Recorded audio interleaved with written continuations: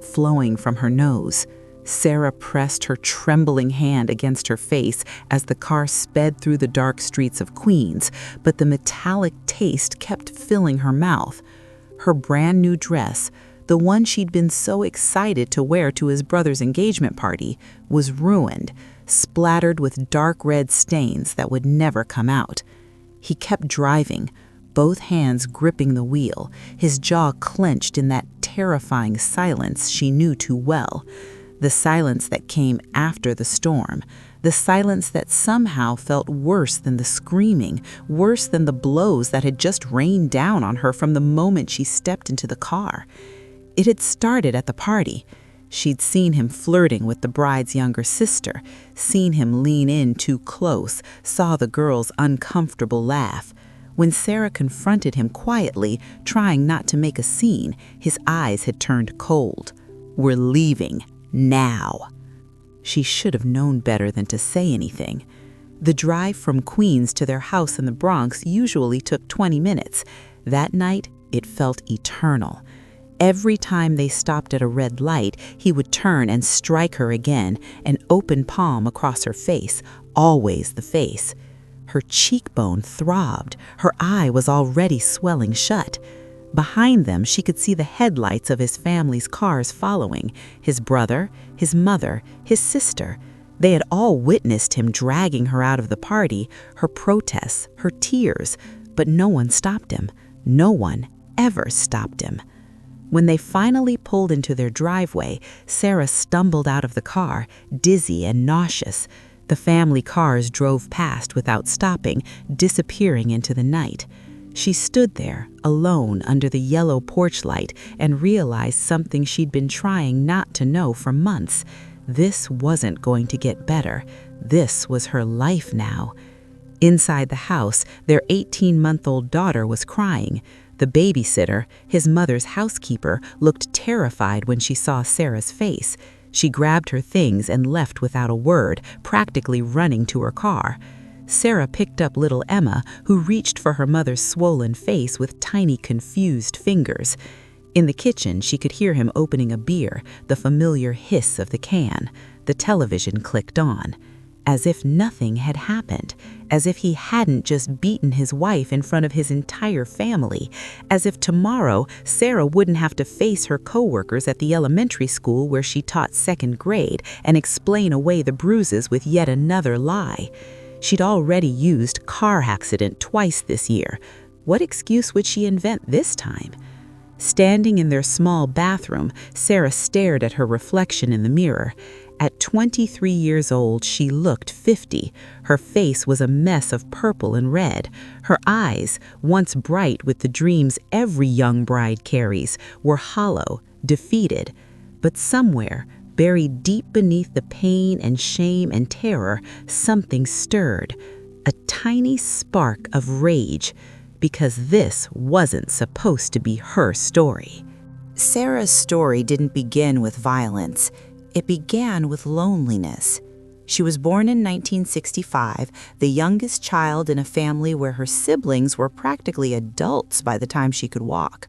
Her oldest brother was 21 when she arrived, the other 17.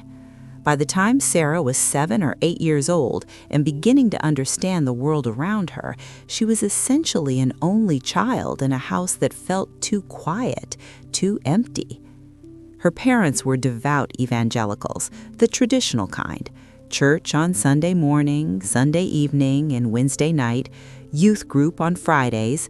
Her father worked long hours as a truck driver. Her mother kept an immaculate home, and their world revolved around their faith community in the Bronx. Sarah had no cousins her age, no neighborhood friends her parents approved of. Her social life consisted of school and church and school.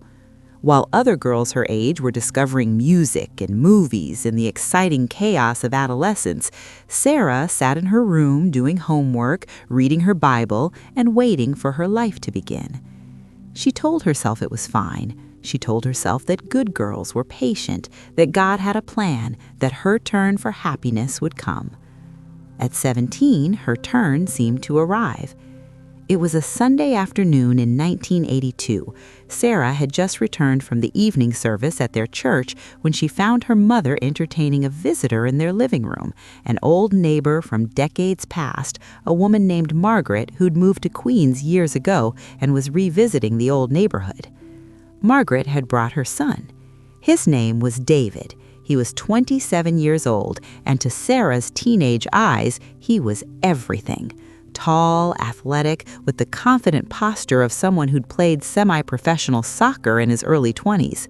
He had thick, dark hair, a strong jawline, and when he smiled at her, Sarah felt her heart skip. "David just gave his life to Christ," Margaret announced proudly, as if presenting a trophy. "He's been coming to church with me for 6 months now, changed his whole life around." Sarah's father nodded approvingly. Her mother smiled. In their world, a man who'd found the Lord was the ultimate catch. It meant he was reformed, safe, ready to be a good husband and father. David started visiting regularly, every Saturday, then twice a week, then almost daily. He would sit in their modest living room talking with Sarah's father about scripture, about his new faith, about his job as a taxi driver, a profession he shared with his brother, both of them working long hours to build something better. Sarah's mother would serve coffee and cookies. Sarah would sit quietly, listening, stealing glances at this handsome, mature man who seemed so interested in their family, in their life, in their faith. After a month of visits, David asked Sarah's father for permission to court her. Her father said yes immediately. Sarah was ecstatic. At 17, with no experience of the world beyond church walls and classroom desks, she couldn't believe her good fortune. A handsome, employed, God-fearing man wanted to marry her. Her older brothers were less enthusiastic. "He's too old for her," one muttered. "There's something off about him," said the other.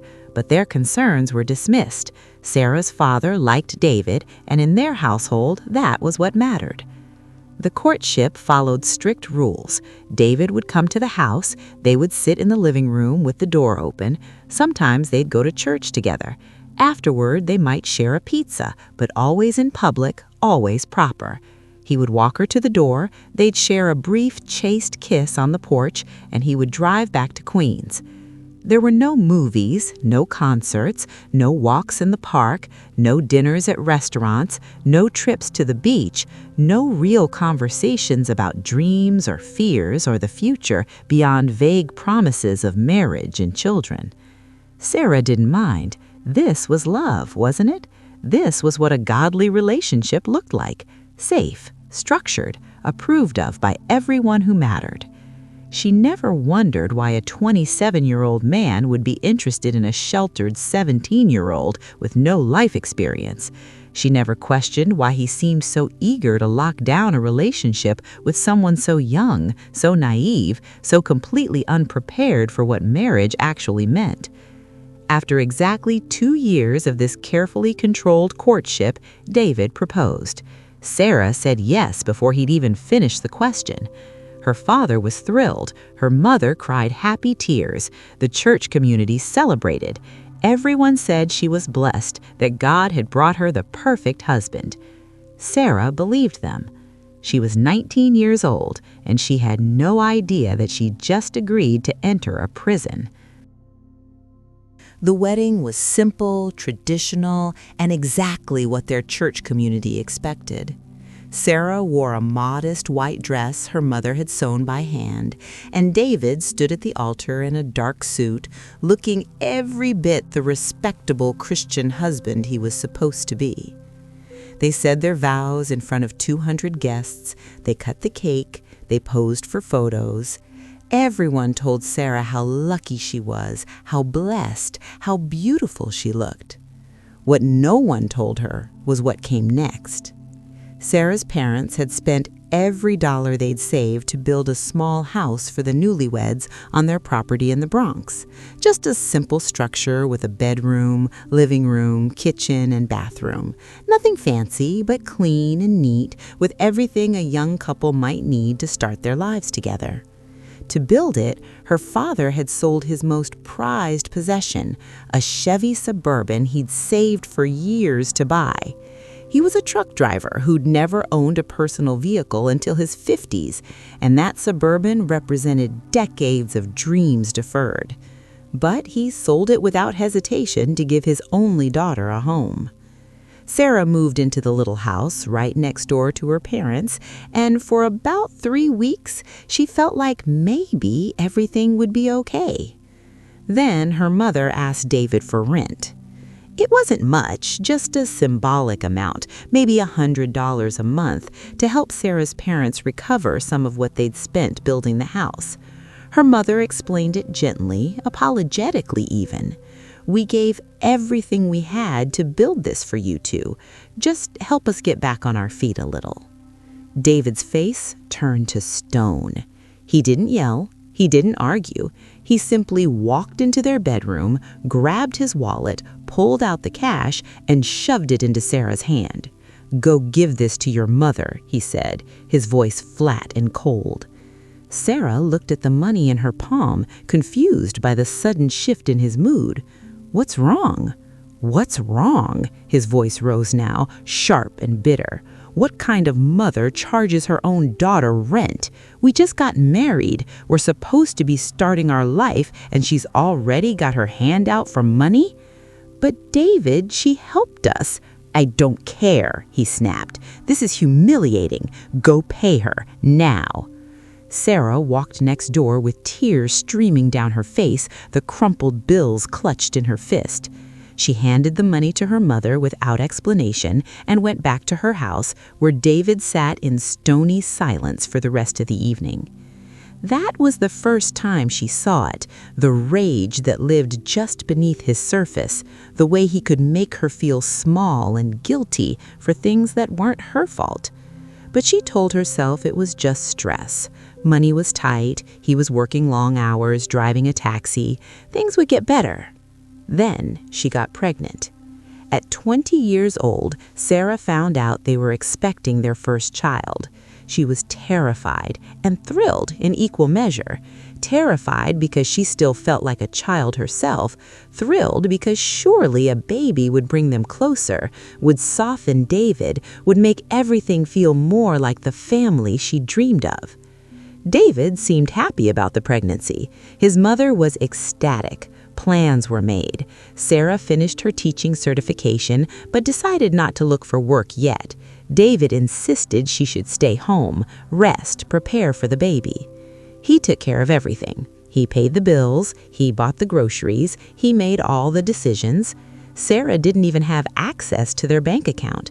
She didn't know how much money they had or where it went.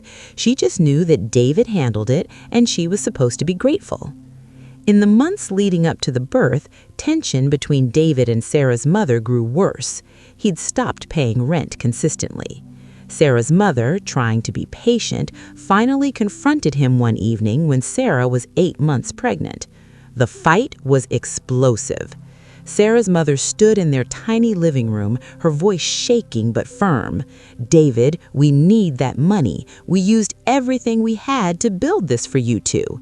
David cut her off with a string of profanities Sarah had never heard him use before. His face turned red. He screamed that she was a greedy, manipulative woman trying to bleed her own daughter dry. He called her names that made Sarah's stomach turn. Her mother shouted back, defending herself, demanding respect. David stormed out, slamming the door so hard the walls shook. Sarah stood frozen in the kitchen, one hand on her swollen belly, listening to the echo of his rage and her mother's wounded voice fading down the street. That night, she lay in bed next to David, who acted as if nothing had happened, and realized with creeping dread that her mother was right about one thing. This man wasn't going to change, and now she was about to bring a child into this chaos. Sarah went into labor on a cold November morning. David drove her to the hospital, stone-faced and silent, as contractions ripped through her body every few minutes. He didn't hold her hand. He didn't tell her everything would be okay. He just drove. The birth was long and difficult. After 14 hours of labor, the doctors performed an emergency cesarean section. When Sarah finally woke up from the anesthesia, groggy and in pain, a nurse placed a tiny bundle in her arms. A son. 7 pounds, 3 ounces. Perfect. They named him Daniel. Sarah called her parents from the hospital to tell them she'd had the baby and that she'd be discharged the next day. She expected her mother to come, maybe bring flowers, maybe cry happy tears the way mothers do when their daughters become mothers themselves. But when her mother arrived to pick her up, she came alone. Her face was drawn, her eyes tired. She didn't say much as she helped Sarah into a taxi, the newborn cradled carefully in Sarah's aching arms. "Where's David?" Sarah asked, confused. Your mother's mouth tightened. "He's at home." The ride back to the Bronx was tense and quiet. When they pulled up to the little house next door to her parents' place, Sarah noticed immediately that something was wrong. The front door was closed. Locked, actually. The curtains were drawn.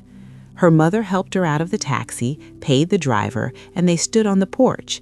Sarah knocked. No answer. Finally, David opened the door. His face was hard, unreadable. He stepped aside to let her in without a word. The house was a mess. Dishes piled in the sink, dust everywhere, and in the bathroom, locked away and clucking frantically, was a live chicken. Sarah stared at him in disbelief, her incision throbbing, her arm shaking from holding the baby. "What is going on?" "I bought a chicken to make you soup," David said flatly. "I didn't get around to killing it yet." Her mother looked around the filthy house, looked at her daughter, pale and trembling, looked at the helpless newborn, and shook her head slowly.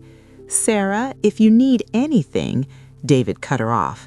"We're fine. Thanks for bringing her home." He closed the door in her mother's face. That night, Sarah learned the truth about what had happened while she was in the hospital. David and her mother had gotten into a vicious argument.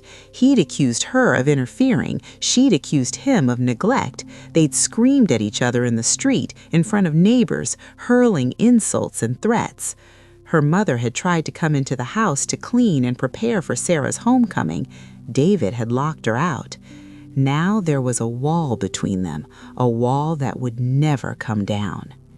For the next 2 months, Sarah lived in a nightmare. She was recovering from major surgery. She was learning to breastfeed. She was getting maybe 3 hours of sleep a night, and she was trapped in the middle of a cold war between her husband and her mother.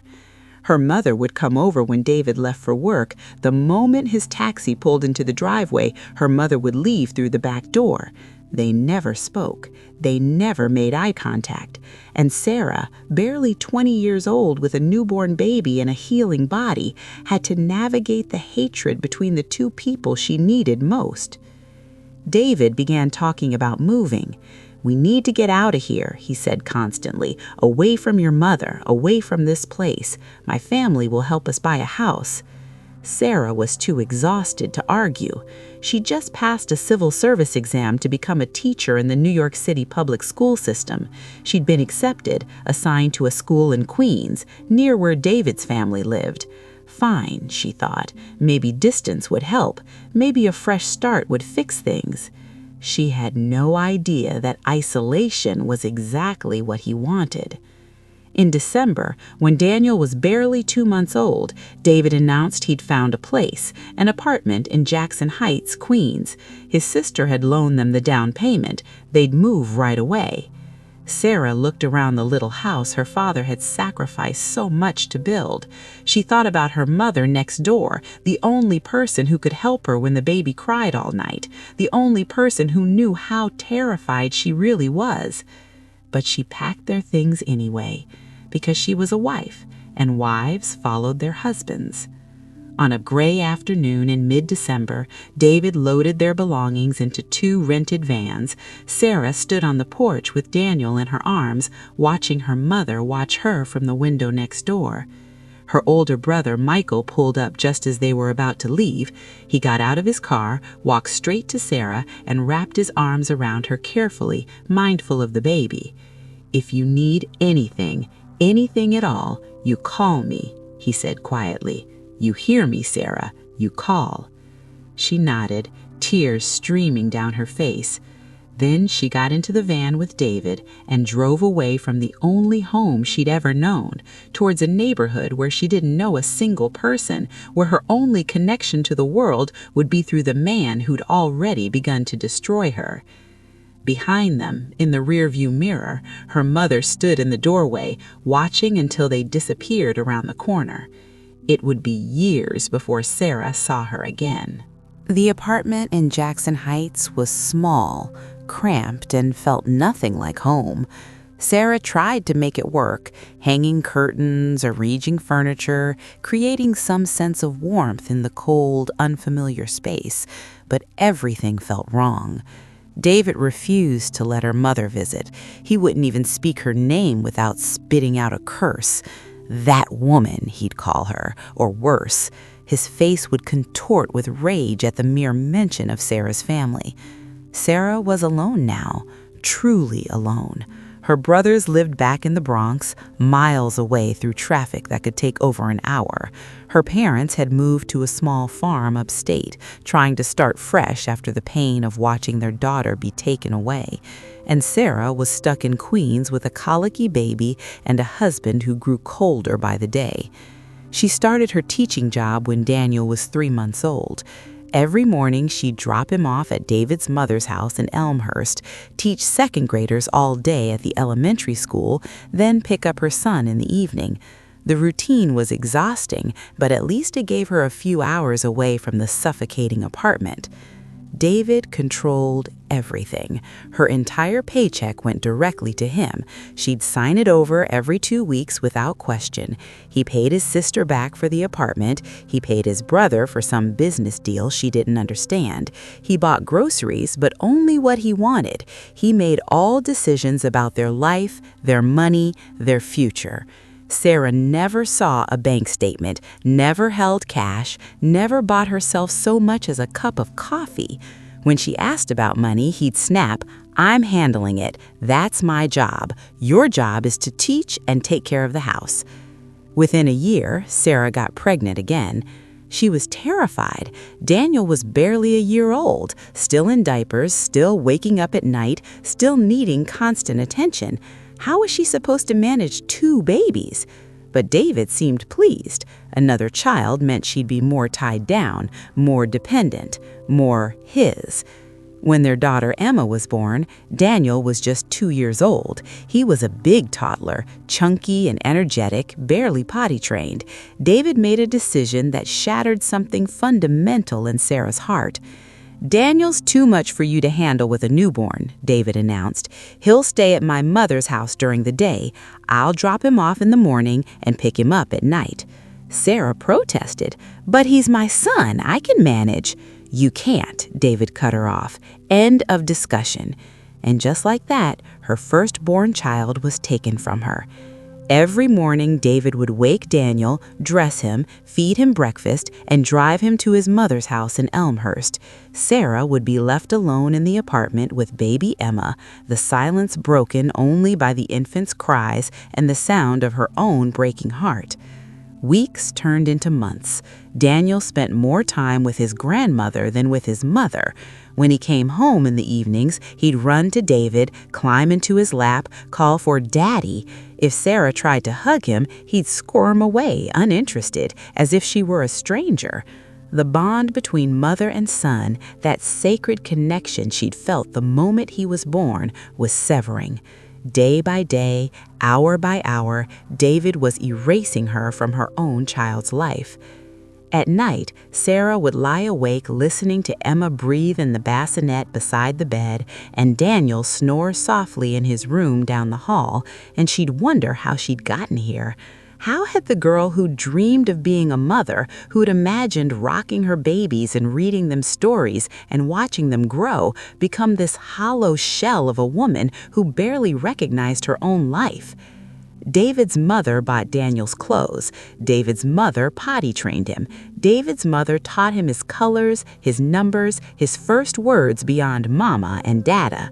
Sarah was reduced to a housekeeper in her own home, cooking meals David barely ate, washing clothes, cleaning floors, existing in the margins of her own family. When Emma was 3 months old, Sarah finally returned to work. She thought getting back to teaching might save her, might give her some sense of purpose again. But David had other plans. "Now that you're working again," he said one evening, "you can stay home with both kids during the day." Sarah stared at him, confused. "But I just went back to work." "Quit," he said simply. "What?" "You heard me. The kids need you home. They're your mother. Act like it." The accusation stung like a slap. She was trying to be their mother. She'd been trying all along, but he'd taken Daniel from her, isolated her from her family, controlled every aspect of her existence. Still, she found herself nodding. "Okay, I'll quit." Within a week, she'd submitted her resignation from the teaching position she'd worked so hard to earn. She gave up her career, her income, her only connection to a world beyond their apartment walls.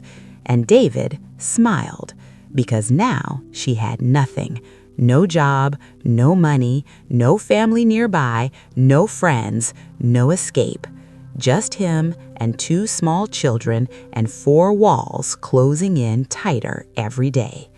The violence started slowly, then all at once. At first, it was just his hands gripping her arms too tightly during arguments, leaving bruises ship like fingerprints on her skin. Then it was shoving her against walls when she said something he didn't like. Then it was grabbing her by the hair and yanking her head back when she tried to walk away from a fight. And then came the punches. David had started drinking heavily, not every day at first, just on weekends or after particularly stressful days driving the taxi, but alcohol transformed him from cold and controlling into something far more dangerous. When he drank, the mask came off completely. The rage that simmered beneath his surface would explode without warning. Sarah learned to read the signs, the way he'd crack open that first beer with a little too much force, the way his jaw would tighten, the way his eyes would go flat and dark. On those nights, she'd try to keep the children quiet and out of his way. She'd put them to bed early, tiptoe around the apartment, speak in whispers if she spoke at all. But it was never enough. One Friday evening, when Emma was about 8 months old, David came home from his brother's engagement party, already drunk. Sarah had stayed home with the kids. David never wanted her at family events anyway, said she'd just embarrass him. But this time, he'd insisted she come. His brother was getting married. It was a big deal. She needed to be there. Sarah had been excited. She'd sewn herself a new dress, a pretty blue one that made her feel, for just a moment, like maybe she was still the girl she used to be. She'd arranged for his mother's housekeeper to watch the kids. She'd even done her hair and makeup, something she rarely had time or energy for anymore. The party was at a restaurant in Flushing, Queens. David's entire family was there. His mother, his siblings, aunts, uncles, cousins. Sarah knew most of them only in passing. They were polite to her but distant, as if she were a temporary fixture in David's life rather than his wife. She was standing near the bar, drinking a soda and trying to make small talk with David's sister when she saw it.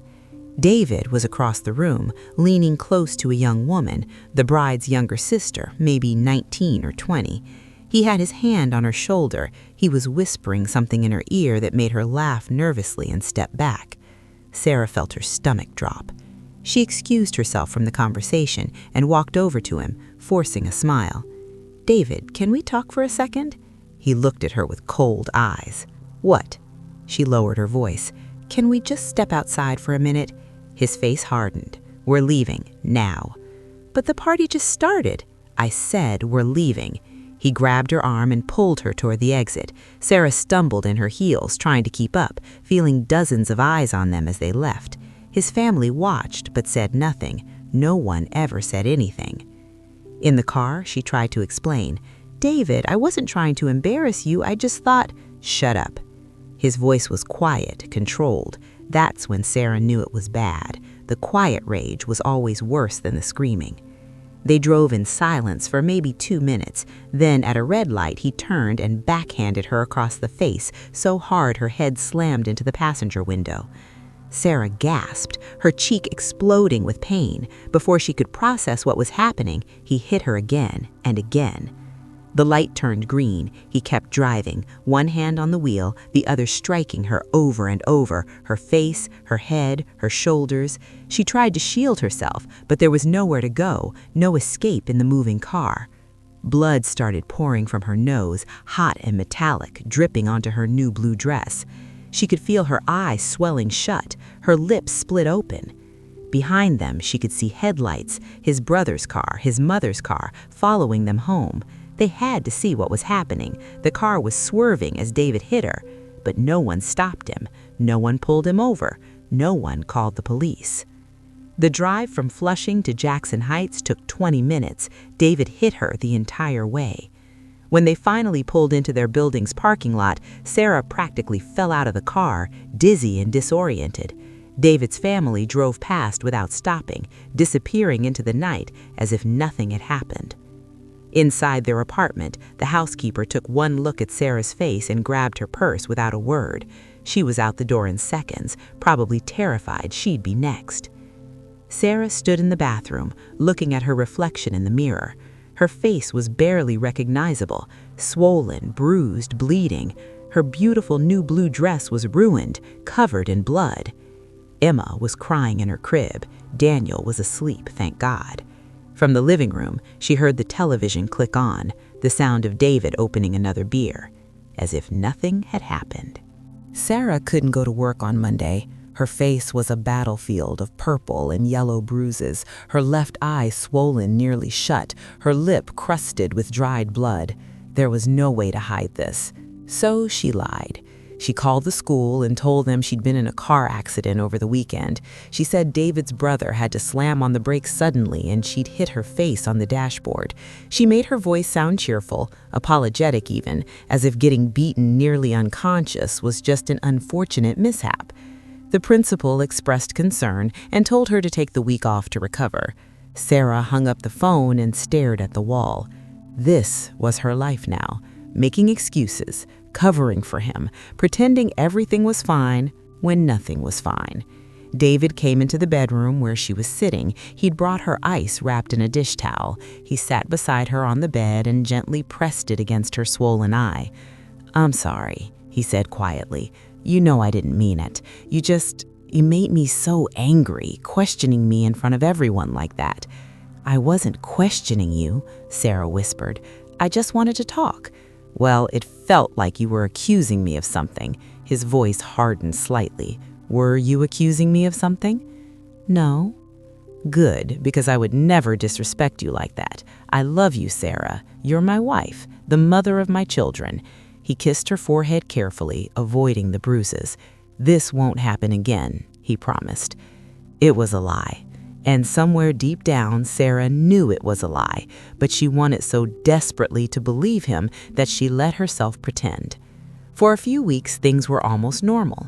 David was attentive, gentle even. He brought her flowers once. He let her mother call, though he stood in the room listening to the entire conversation, making sure Sarah didn't say anything she shouldn't. But the peace never lasted. By the time Emma turned 2 years old, the pattern had been firmly established.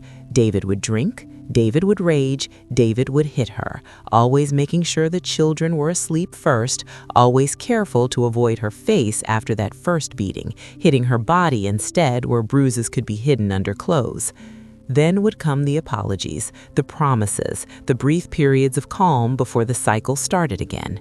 Sarah felt like she was drowning. She had no money. David still controlled every penny. She had no job. She'd quit teaching at his demand. She had no support system. Her family was far away, and David monitored every phone call, every conversation. And now, her own son barely knew her. Daniel was 4 years old and completely attached to his father. He'd spent so much time at his grandmother's house in those early years that he'd bonded more with David's family than with Sarah. When David came home from work, Daniel would run to him, jump into his arms, beg him to play.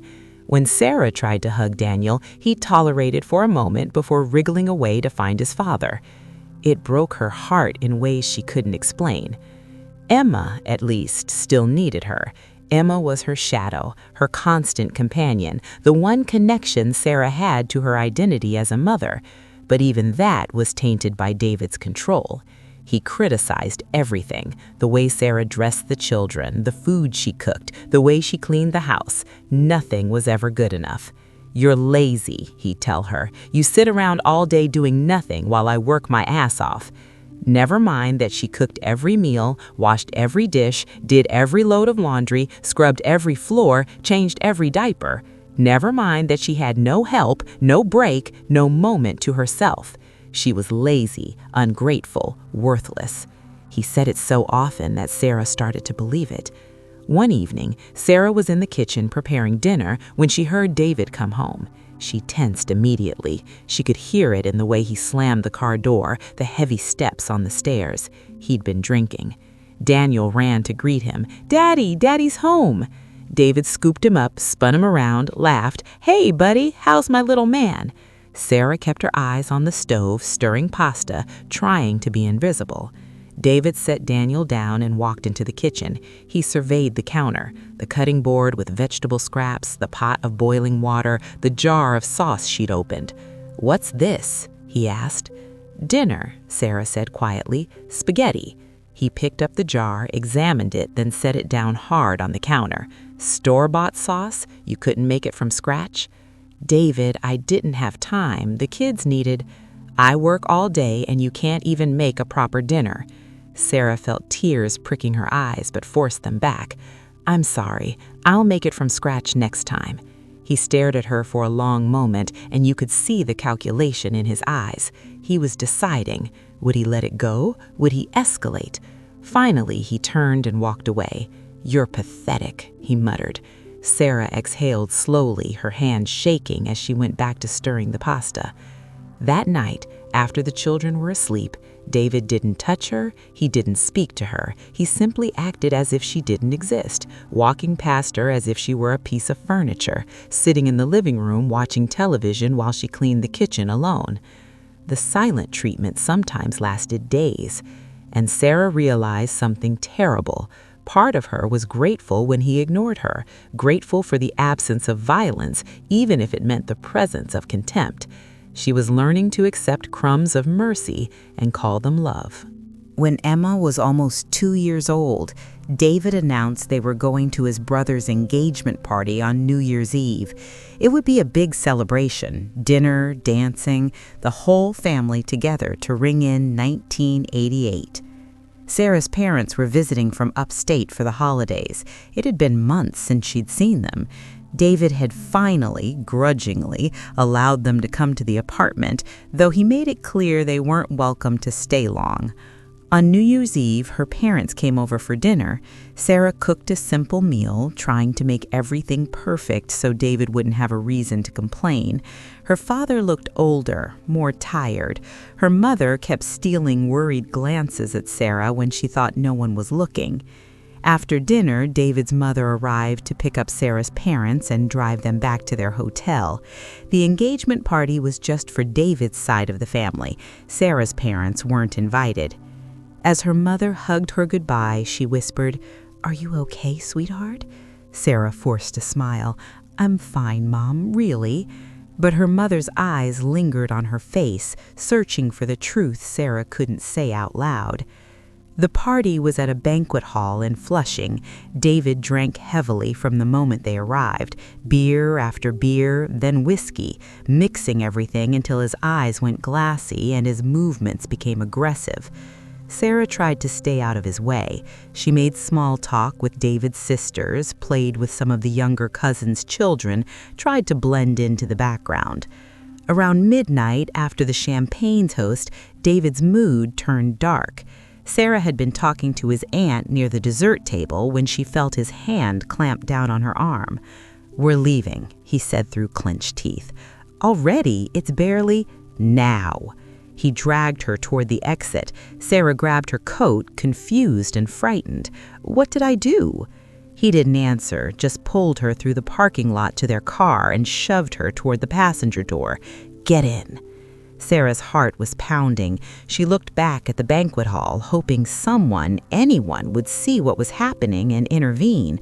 But the windows were bright and festive, music spilling out into the cold January air, and no one was watching. She got in the car. They'd barely left the parking lot when he hit her the first time, a backhand across her face that made her ears ring. "David, please!" He hit her again, harder. The car swerved as he drove with one hand and beat her with the other. Sarah tried to shield herself, but there was nowhere to go. The seatbelt trapped her in place. "You think I didn't see you?" he snarled, "flirting with my cousin, making a fool out of me." "I wasn't flirting, I was just talking." "Shut up." Blood began streaming from her nose, hot and sticky. It soaked into her shirt, dripped onto her lap. She could taste it in her mouth, metallic and awful. The drive from Flushing back to Jackson Heights felt endless. David hit her at every red light, every stop sign. Her head bounced off the passenger window. Her ribs ached where his elbow had connected. Behind them, Sarah could see headlights, David's family following them home from the party. They had to see the car swerving. They had to know. But no one stopped. No one called the police. No one helped. When they finally reached their apartment building, Sarah stumbled out of the car, dizzy and bleeding. David's brother drove past slowly. His mother's car followed. They looked at her. Sarah was sure they looked at her and kept driving. Inside the apartment, the babysitter, a teenage girl from church, took one look at Sarah's face and bolted. She grabbed her coat and ran out the door without saying a word, without asking if Sarah needed help. Sarah stood in the living room, swaying on her feet. Emma was crying in her crib. Daniel, thank God, was still asleep. She stumbled to the bathroom and looked at herself in the mirror. Her face was destroyed, blood everywhere. Her nose might be broken. One eye was swelling shut. Her lip was split in 2 places. She was 23 years old, and she looked ancient. From the living room, she heard David crack open another beer, heard the television click on. Business as usual. Sarah washed the blood off as best she could, changed her shirt, and went to comfort Emma. She lifted her daughter from the crib, held her close, and swayed back and forth until the baby's cries quieted to hiccups. The next morning, New Year's Day, 1988, Sarah woke up in agony. Every part of her body hurt. She could barely open her left eye. Her ribs screamed with every breath. And she had to go to work on Monday. She called her school again with the same lie she'd used before. "Car accident. Hit the dashboard. So sorry. I'll be back as soon as I can."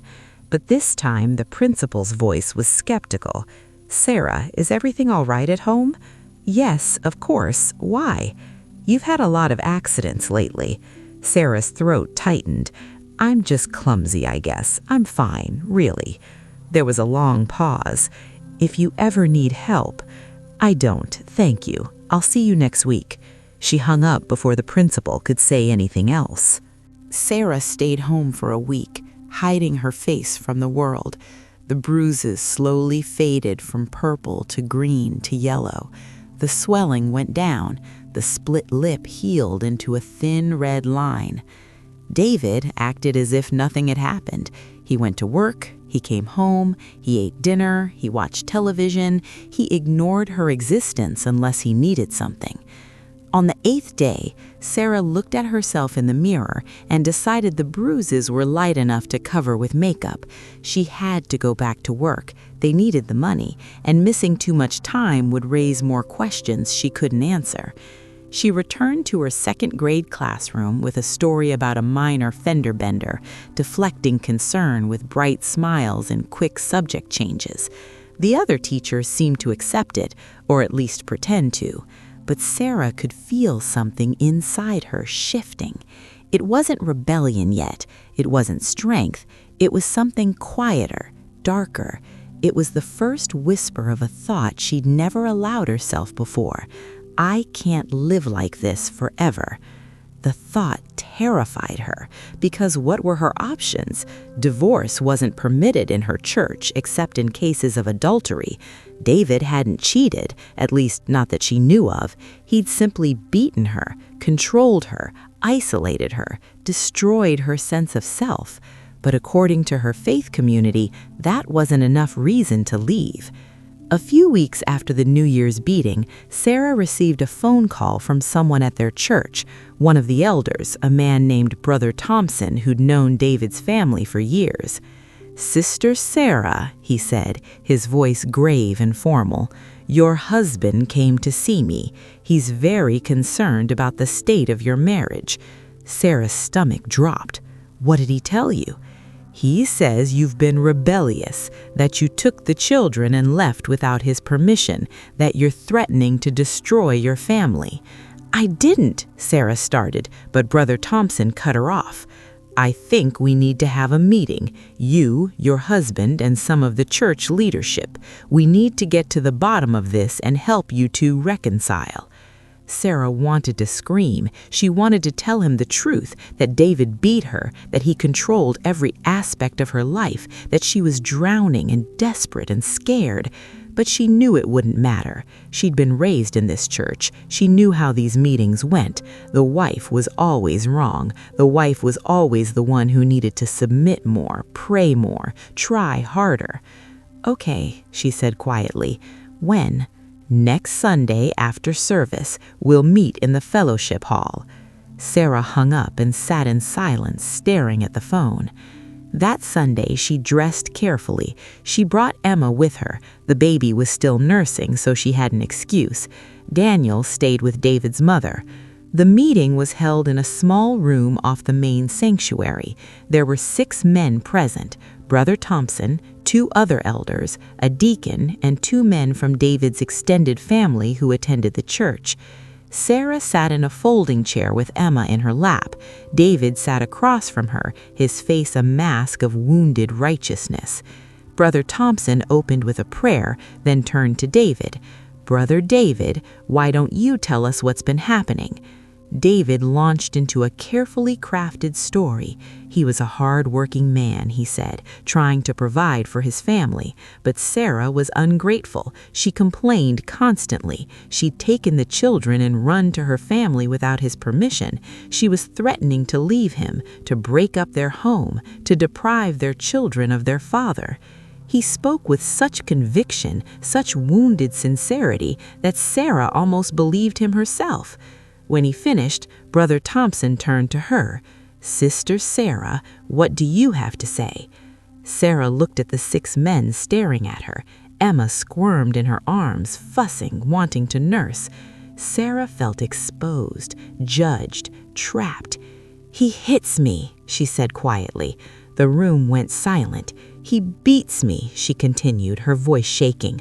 "On New Year's Eve, he beat me the entire drive home from his brother's party. My face was covered in blood. His family sighed. They drove right past us and didn't stop."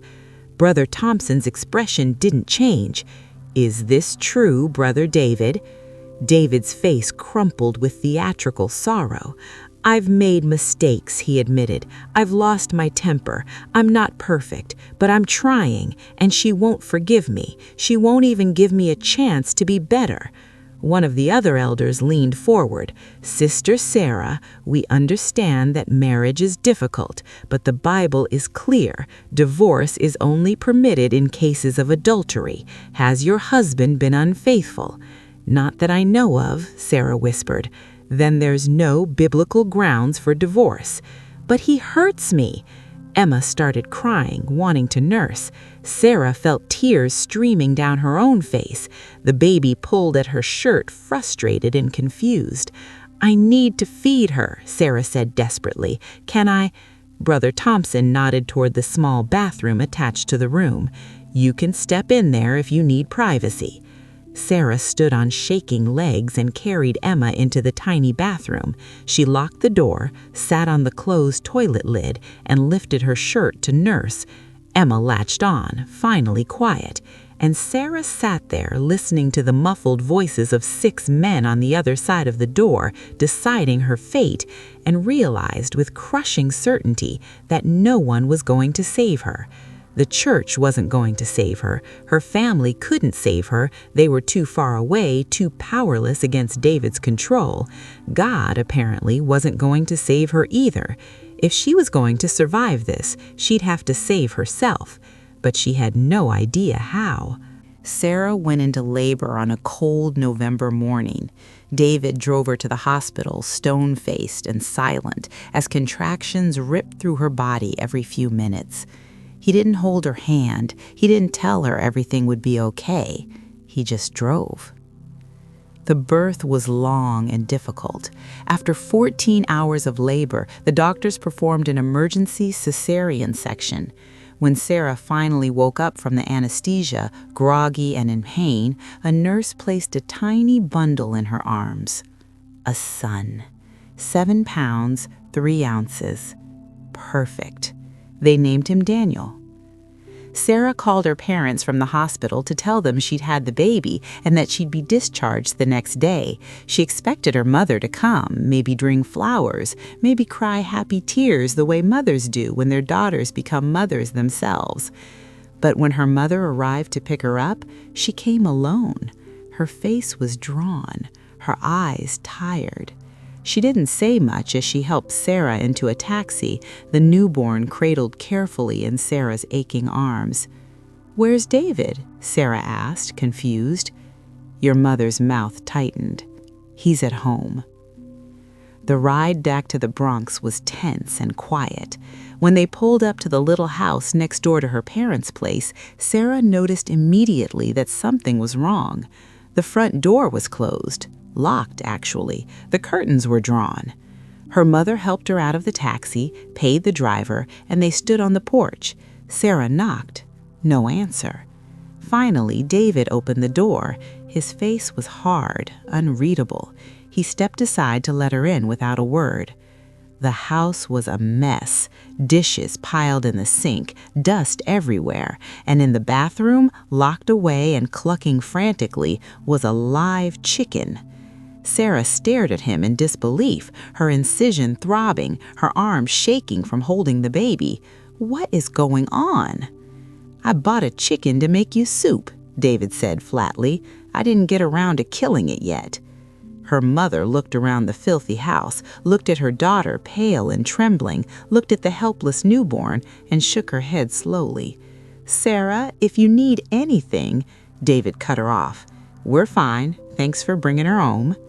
He closed the door in her mother's face. That night, Sarah learned the truth about what had happened while she was in the hospital. David and her mother had gotten into a vicious argument. He'd accused her of interfering. She'd accused him of neglect. They'd screamed at each other in the street, in front of neighbors, hurling insults and threats. Her mother had tried to come into the house to clean and prepare for Sarah's homecoming. David had locked her out. Now there was a wall between them, a wall that would never come down. For the next 2 months, Sarah lived in a nightmare. She was recovering from major surgery. She was learning to breastfeed. She was getting maybe 3 hours of sleep a night, and she was trapped in the middle of a cold war between her husband and her mother. Her mother would come over when David left for work. The moment his taxi pulled into the driveway, her mother would leave through the back door. They never spoke. They never made eye contact. And Sarah, barely 20 years old with a newborn baby and a healing body, had to navigate the hatred between the two people she needed most. David began talking about moving. "We need to get out of here," he said constantly, "away from your mother, away from this place. My family will help us buy a house." Sarah was too exhausted to argue. She just passed a civil service exam to become a teacher in the New York City public school system.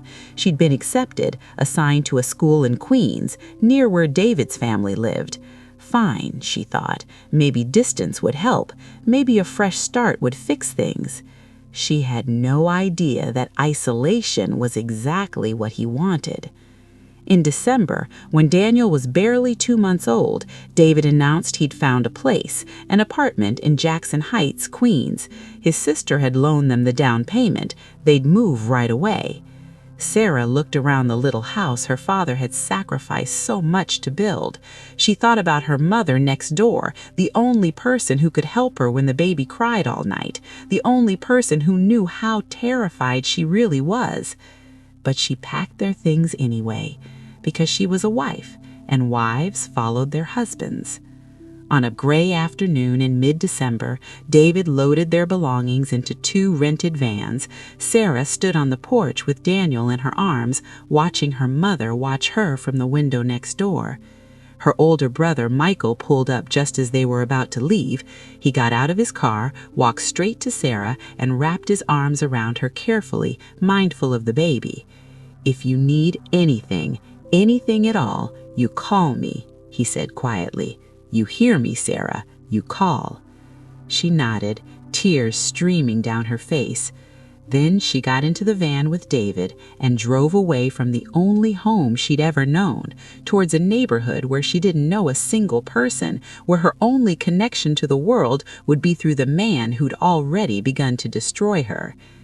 Behind them, in the rearview mirror, her mother stood in the doorway, watching until they disappeared around the corner.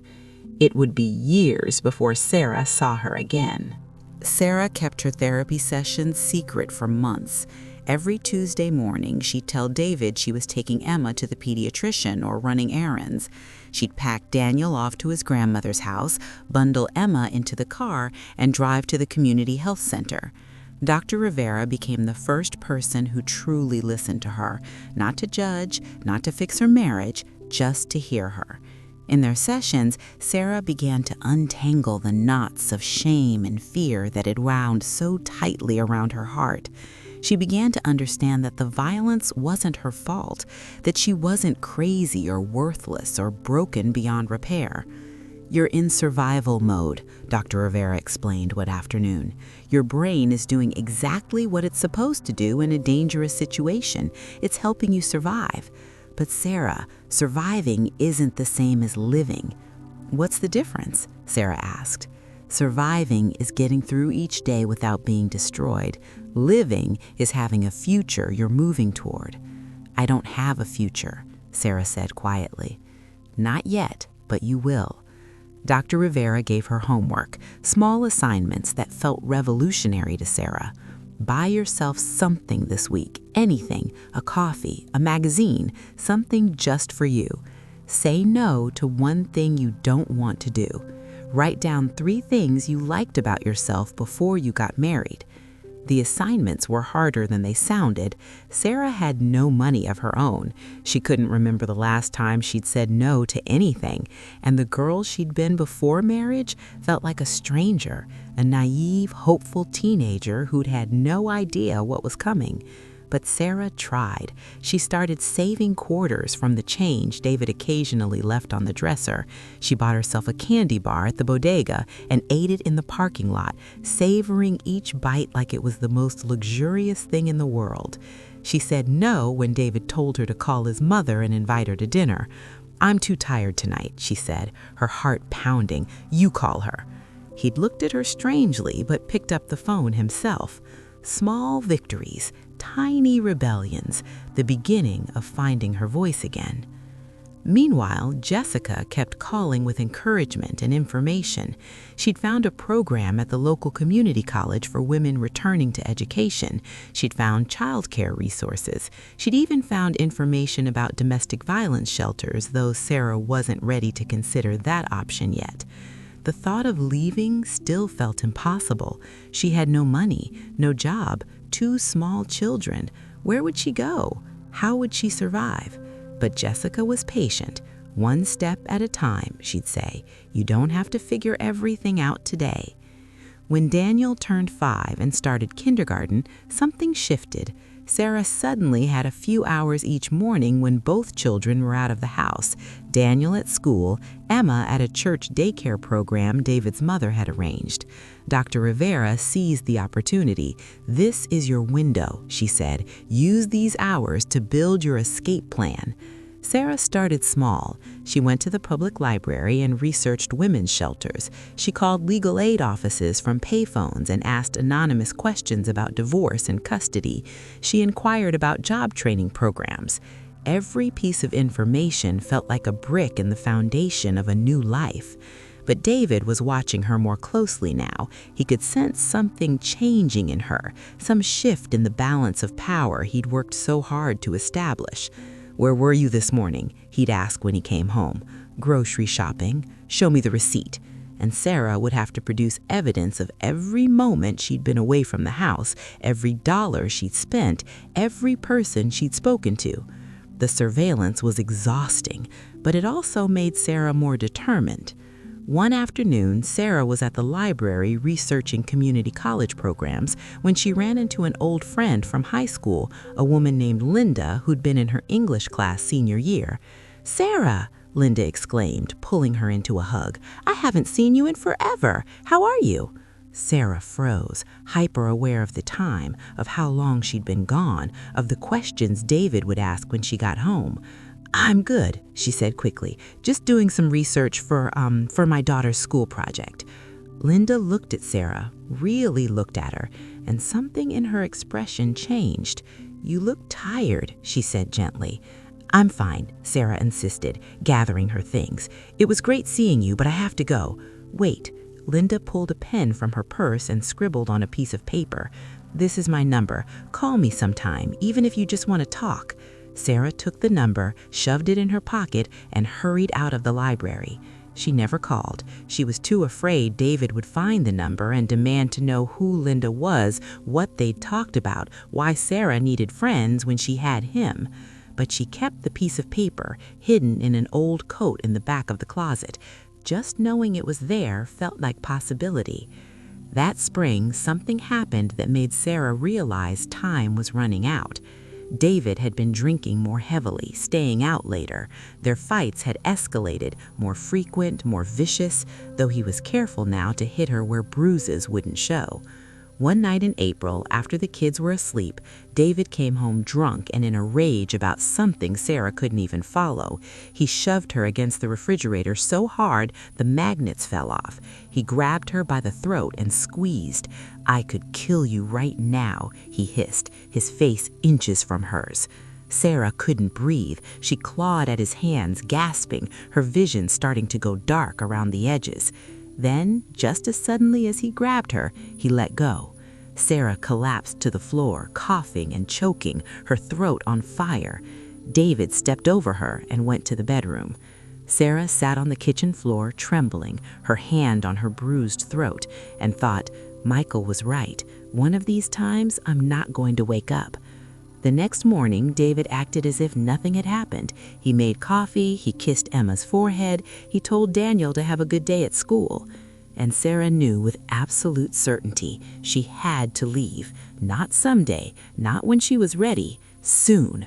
Or she would die in this apartment, and her children would grow up thinking this is what love looked like.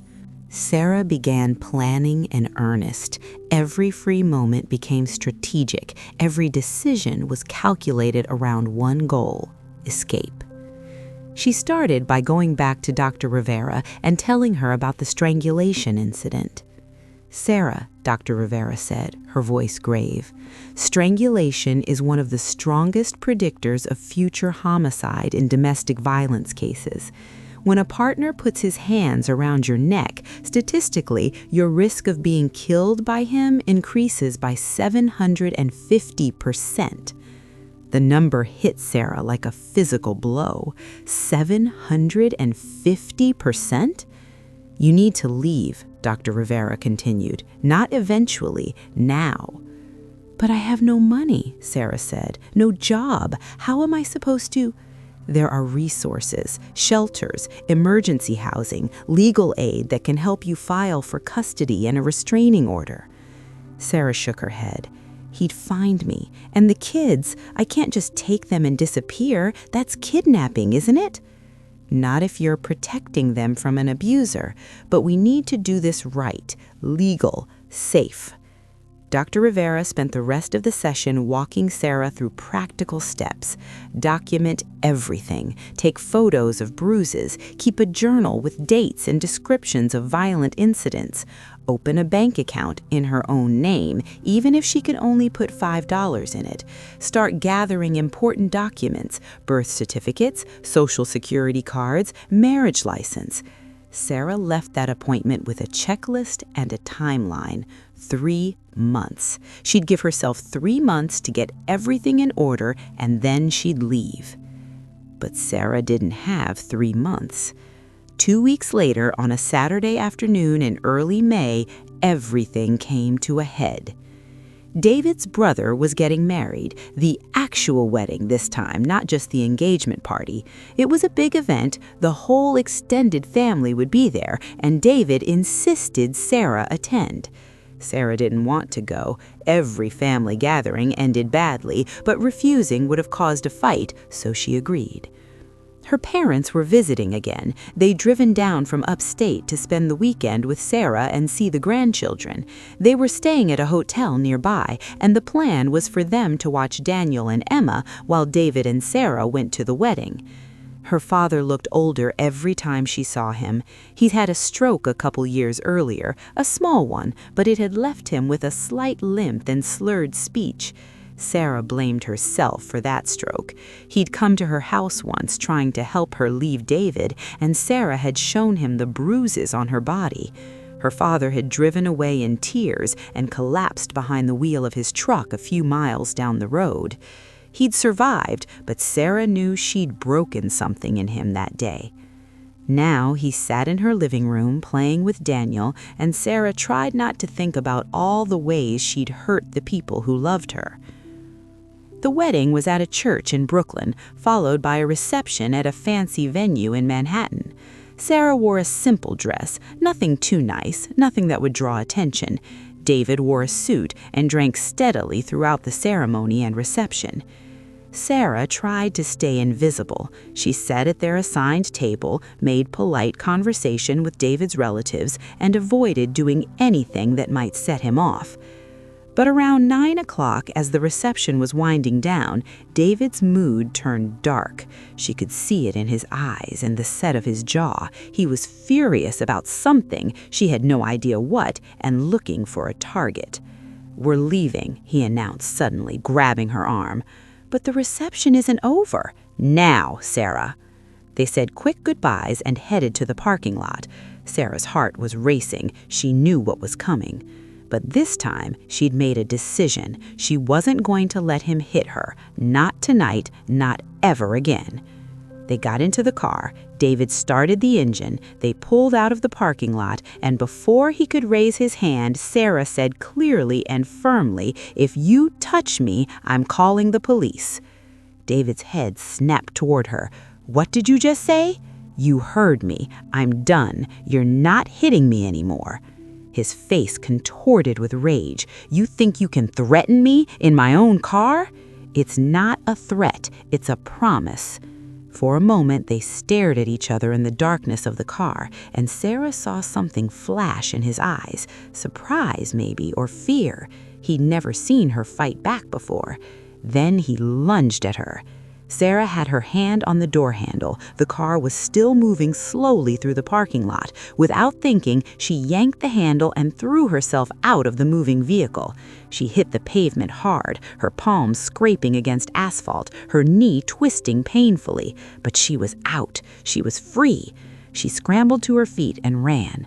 Behind her, she heard the car screech to a stop, heard David's door slam open, heard him shouting her name. But Sarah kept running, her heels clicking against the pavement, her breath coming in ragged gasps. There was a bodega on the corner, still open, light spilling out onto the sidewalk. Sarah burst through the door, wild-eyed and bleeding from her scraped palms. The man behind the counter looked up in alarm. "You okay, miss?" "Can I use your phone, please?" He pushed the phone across the counter. Sarah's hands were shaking so badly she could barely dial. Her brother Michael answered on the second ring. "It's Sarah. I need help. I need you to come get me right now." "Where are you?" She gave him the address of the bodega. "I'm coming. Stay there. Don't leave. I'm coming." 20 minutes later, Michael's car pulled up outside. Sarah ran out and threw herself into the passenger seat. "Drive," she said. "Just drive." Michael didn't ask questions. He just drove, his knuckles wide on the steering wheel, his jaw clenched tight. Sarah sat in the passenger seat, trembling, watching the lights of Brooklyn blur past the window. "Where are the kids?" Michael finally asked. "With my parents, at the apartment. We need to get them." "No," Sarah's voice was firm, "not tonight. If we go back there now, David will be there. It'll be a war zone. My parents will keep them safe tonight." Michael glanced at her. "You're sure?" "I'm sure." He drove her to his house in the Bronx, the same house Sarah's parents had built for her 7 years ago, the house she'd been forced to leave. Michael and his wife Lisa had been living there ever since. Lisa met them at the door, took one look at Sarah's scraped palms and torn stockings, and pulled her into a hug without saying a word. They set Sarah up in the guest room. Lisa brought her clean clothes, bandages for her hands, a cup of tea she didn't drink. Michael stood in the doorway, his arms crossed, looking like he wanted to drive back to Jackson Heights and finish what needed finishing. "Thank you," Sarah whispered. "You're staying here," Michael said. "I don't care if it's a week or a year. You're not going back to him." Sarah nodded, too exhausted to argue. She called her parents' hotel from Michael's phone. Her father answered, his words slightly slurred from the stroke. "Dad, it's me. Are the kids okay?" "They're fine, sleeping." "Sarah, what happened? David came by here looking for you. He was angry." "Don't let him take the children," Sarah said urgently. "Please, keep them with you tonight. I'll come get them in the morning." "Are you safe?" "I'm at Michael's. I'm okay." Her father was quiet for a moment. "Good. That's good. Stay there." The next morning, Sarah woke up disoriented, her body aching from hitting the pavement. For a moment, she didn't know where she was. Then it all came rushing back. She'd left him, actually left him. Michael drove her to the police station. Sarah filed a report, her voice shaking as she described years of abuse, the strangulation 2 weeks ago, last night's incident. The officer taking the report was a woman, middle-aged, with kind eyes that had seen too much. "You did the right thing," the officer said, "coming here, filing this report. A lot of women don't make it this far." "What happens now?" Sarah asked. "We can help you file for an order of protection. That means he can't come near you or contact you. If he violates it, he'll be arrested." "What about my children?" "You're their mother. You have every right to keep them with you, especially given the documented abuse." From the police station, Michael drove Sarah to her parents' hotel. Her mother opened the door with Emma on her hip and Daniel peeking out from behind her legs. "Mama!" Daniel ran to her, and Sarah scooped him up, breathing in the little boy's smell of him, shampoo and maple syrup and innocence. Emma reached for her, and Sarah took both children in her arms, holding them close, feeling their warmth, their aliveness, their trust that she would protect them. "I'm so sorry," her mother said quietly. "I should have known. I should have done more." "It's not your fault," Sarah said. "None of this is your fault." Her father sat in a chair by the window, tears streaming down his face. He couldn't speak, but he didn't need to. Sarah could see everything in his eyes: relief, rage, grief, love. Sarah stayed at her parents' hotel that day and night. They ordered room service, they watched cartoons with the kids, they talked in hushed voices while Daniel and Emma napped, planning next steps. On Monday morning, Sarah went with her parents to pick up some clothes and necessities from the apartment. She was terrified David would be there, but the place was empty. He'd taken some of his things, clothes, personal items, but left most of the furniture and household goods. Sarah grabbed what she needed and got out as fast as possible. For the next 18 days, Sarah lived at Michael's house with Daniel and Emma. Her brother and sister-in-law gave her space and support in equal measure. They didn't ask intrusive questions. They didn't pressure her. They just let her exist, let her breathe, let her children play in safety. But the church wouldn't let it go. 4 days after she left, Sarah received a call from Brother Thompson. The church was convening another meeting. Both she and David had been summoned.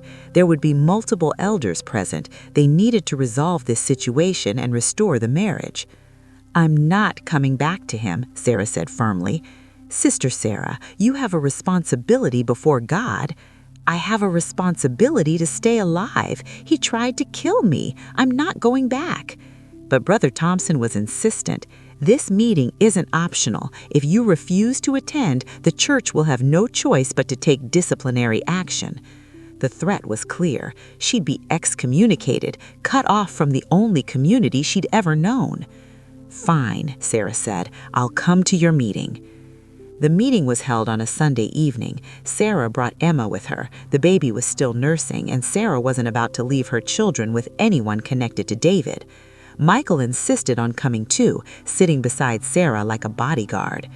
The room was full of men, elders, deacons, David's uncle, who was a church leader, and David sitting across from her with red-rimmed eyes, playing the part of the wounded husband. Brother Thompson began. "We're here to facilitate reconciliation between—" "No," Sarah cut him off. "We're not here for reconciliation. I'm here to tell you that I'm divorcing him." The room erupted, men talking over each other, quoting scripture, demanding she reconsider. "Sister Sarah, marriage is a sacred covenant. He strangled me." That got their attention. The room went quiet. "He put his hands around my throat and squeezed until I couldn't breathe. The police have a report. My doctor has documentation. This isn't a marital disagreement. This is attempted murder." One of the elders cleared his throat. "But has he committed adultery?" Sarah stared at him in disbelief. "That's your question? Not whether I'm safe, but whether he slept with someone else?" "The Bible only permits divorce in cases of—" "I don't care," Sarah said, her voice rising. "I don't care what you think the Bible says. I'm leaving him, with or without your blessing." She stood up, Emma in her arms, and walked out. Michael followed, grinning. "That was amazing," he said as they reached the parking lot. Sarah was shaking, but she felt something she hadn't felt in years. Powerful. Sarah stayed at Michael's house, but living there was complicated. His wife Lisa was kind and supportive, but the house was small, and having a woman with 2 young children disrupting their routine created natural tension. Sarah needed her own place, her own life, but she had no money and no job. Her mother came to visit one afternoon while Michael was at work. She sat at the kitchen table with Sarah, watching Daniel and Emma play with blocks on the living room floor. "Your father and I have been talking," her mother said. "We want to help you get back on your feet. We still own that little house, the one we built for you and David." Sarah's chest tightened. "Michael lives there now." "We know, and we'll figure that out. But Sarah, you need independence. You need your own space. Once you get a job, once you're stable, we can work something out." The conversation planted a seed. Sarah needed work, real work, not just any job, but something with benefits, security, a future. She remembered the civil service exam she'd passed years ago before David had forced her to quit teaching. She'd been certified to teach in the New York City public school system. Maybe that certification was still valid. Sarah called the Board of Education from a payphone the next day. After being transferred 3 times, she finally reached someone who could help. "Yes, ma'am, your certification is still active. You just need to reapply for a position." Sarah's heart raced. "Can I do that now?" "Sure. When can you start?" "As soon as possible." Within 2 weeks, through a combination of luck and her mother's connections, her cousin knew a city councilman who knew a superintendent. Sarah had a teaching position in an elementary school in Queens. It wasn't glamorous. It wasn't close to Michael's house, but it was hers. The job started in August. It was now late January. Sarah had 7 months to figure out housing, childcare, and how to rebuild a life from scratch. But first, she had to formalize the separation. Sarah hired a lawyer, a friend of a friend who agreed to work for a reduced fee. Her name was Karen Martinez, a sharp woman in her 40s who specialized in family law and had zero patience for abusive men. "Here's what we're going to do," Karen said at their first meeting. "We're filing for legal separation with a path to divorce. We're requesting full custody of the children with supervised visitation for him, and we're requesting child support." Sarah shook her head. "He doesn't make much money. He's only officially on the books for minimum wage at his brother's business. Everything else is under the table." Karen smiled grimly. "Then we'll work with what's official. The judge will order him to pay a percentage of his reported income. It won't be much, but it's something." "I don't want his money," Sarah said quietly. "Why not?" "Because then he'll think he owns me, that he still has control." Karen leaned forward. "Sarah, listen to me. That money isn't for you, it's for your children. They deserve support from both parents. Don't let pride or fear keep you from claiming what's legally theirs." Sarah nodded slowly. "Okay." The legal process was surprisingly quick. David agreed to a no-fault separation. He wanted to avoid a trial that would air all his violence in public court.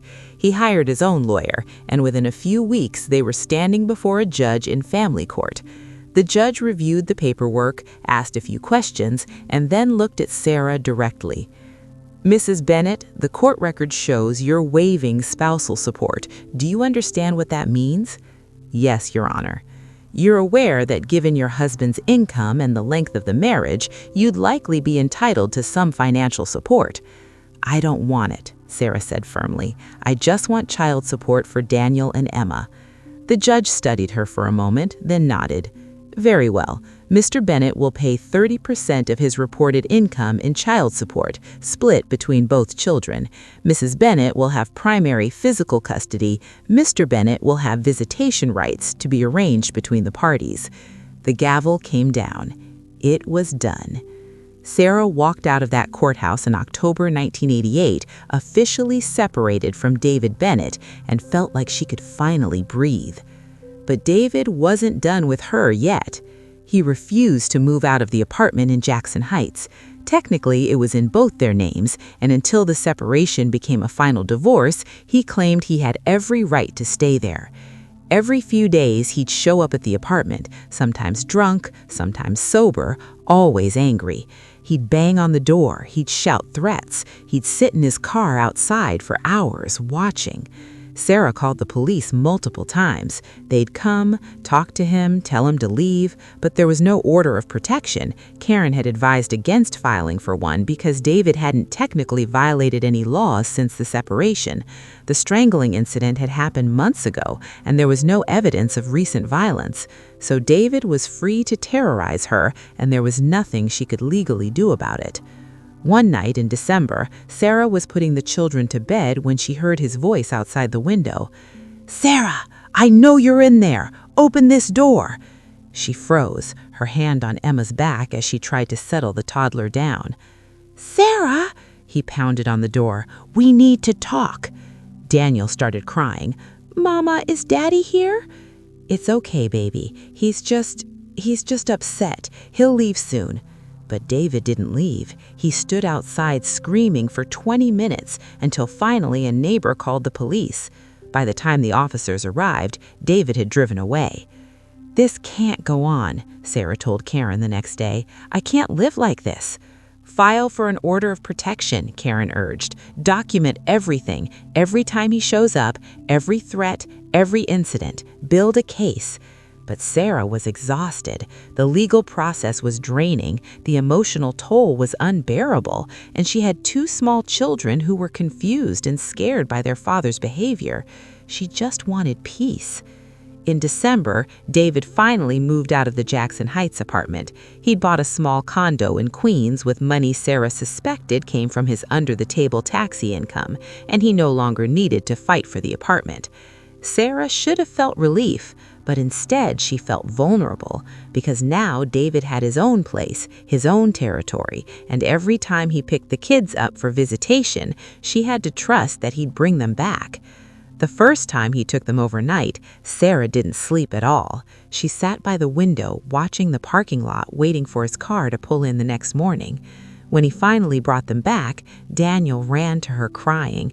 "Daddy was mean to Emma. He yelled at her for spilling juice." Sarah knelt down and hugged her son. "It's okay. You're home now. You're safe." But she wondered, were they safe? Would they ever really be safe from David? Or would he haunt them forever, a dark shadow they could never quite escape? The apartment in Jackson Heights needed to be sold. It was the only asset Sarah and David owned together, and neither of them could afford to buy out the other's share. Karen negotiated a deal. They'd sell the apartment and split the proceeds 50-50. It took months to find a buyer. During that time, Sarah continued living there with the children, but the place felt haunted. Every room held memories of violence, of fear, of the woman she'd been when she was trapped. She couldn't wait to leave. By the summer of 1989, the sale finally went through. Sarah's half of the proceeds was barely enough for a down payment on a small place, but her parents stepped in again. They helped her qualify for a mortgage on a modest 2-bedroom apartment in Astoria, closer to her teaching job, farther from David's orbit. Moving day was hot and chaotic. Michael and Lisa came to help. Jessica, her niece who'd been her lifeline through so much, drove in from college.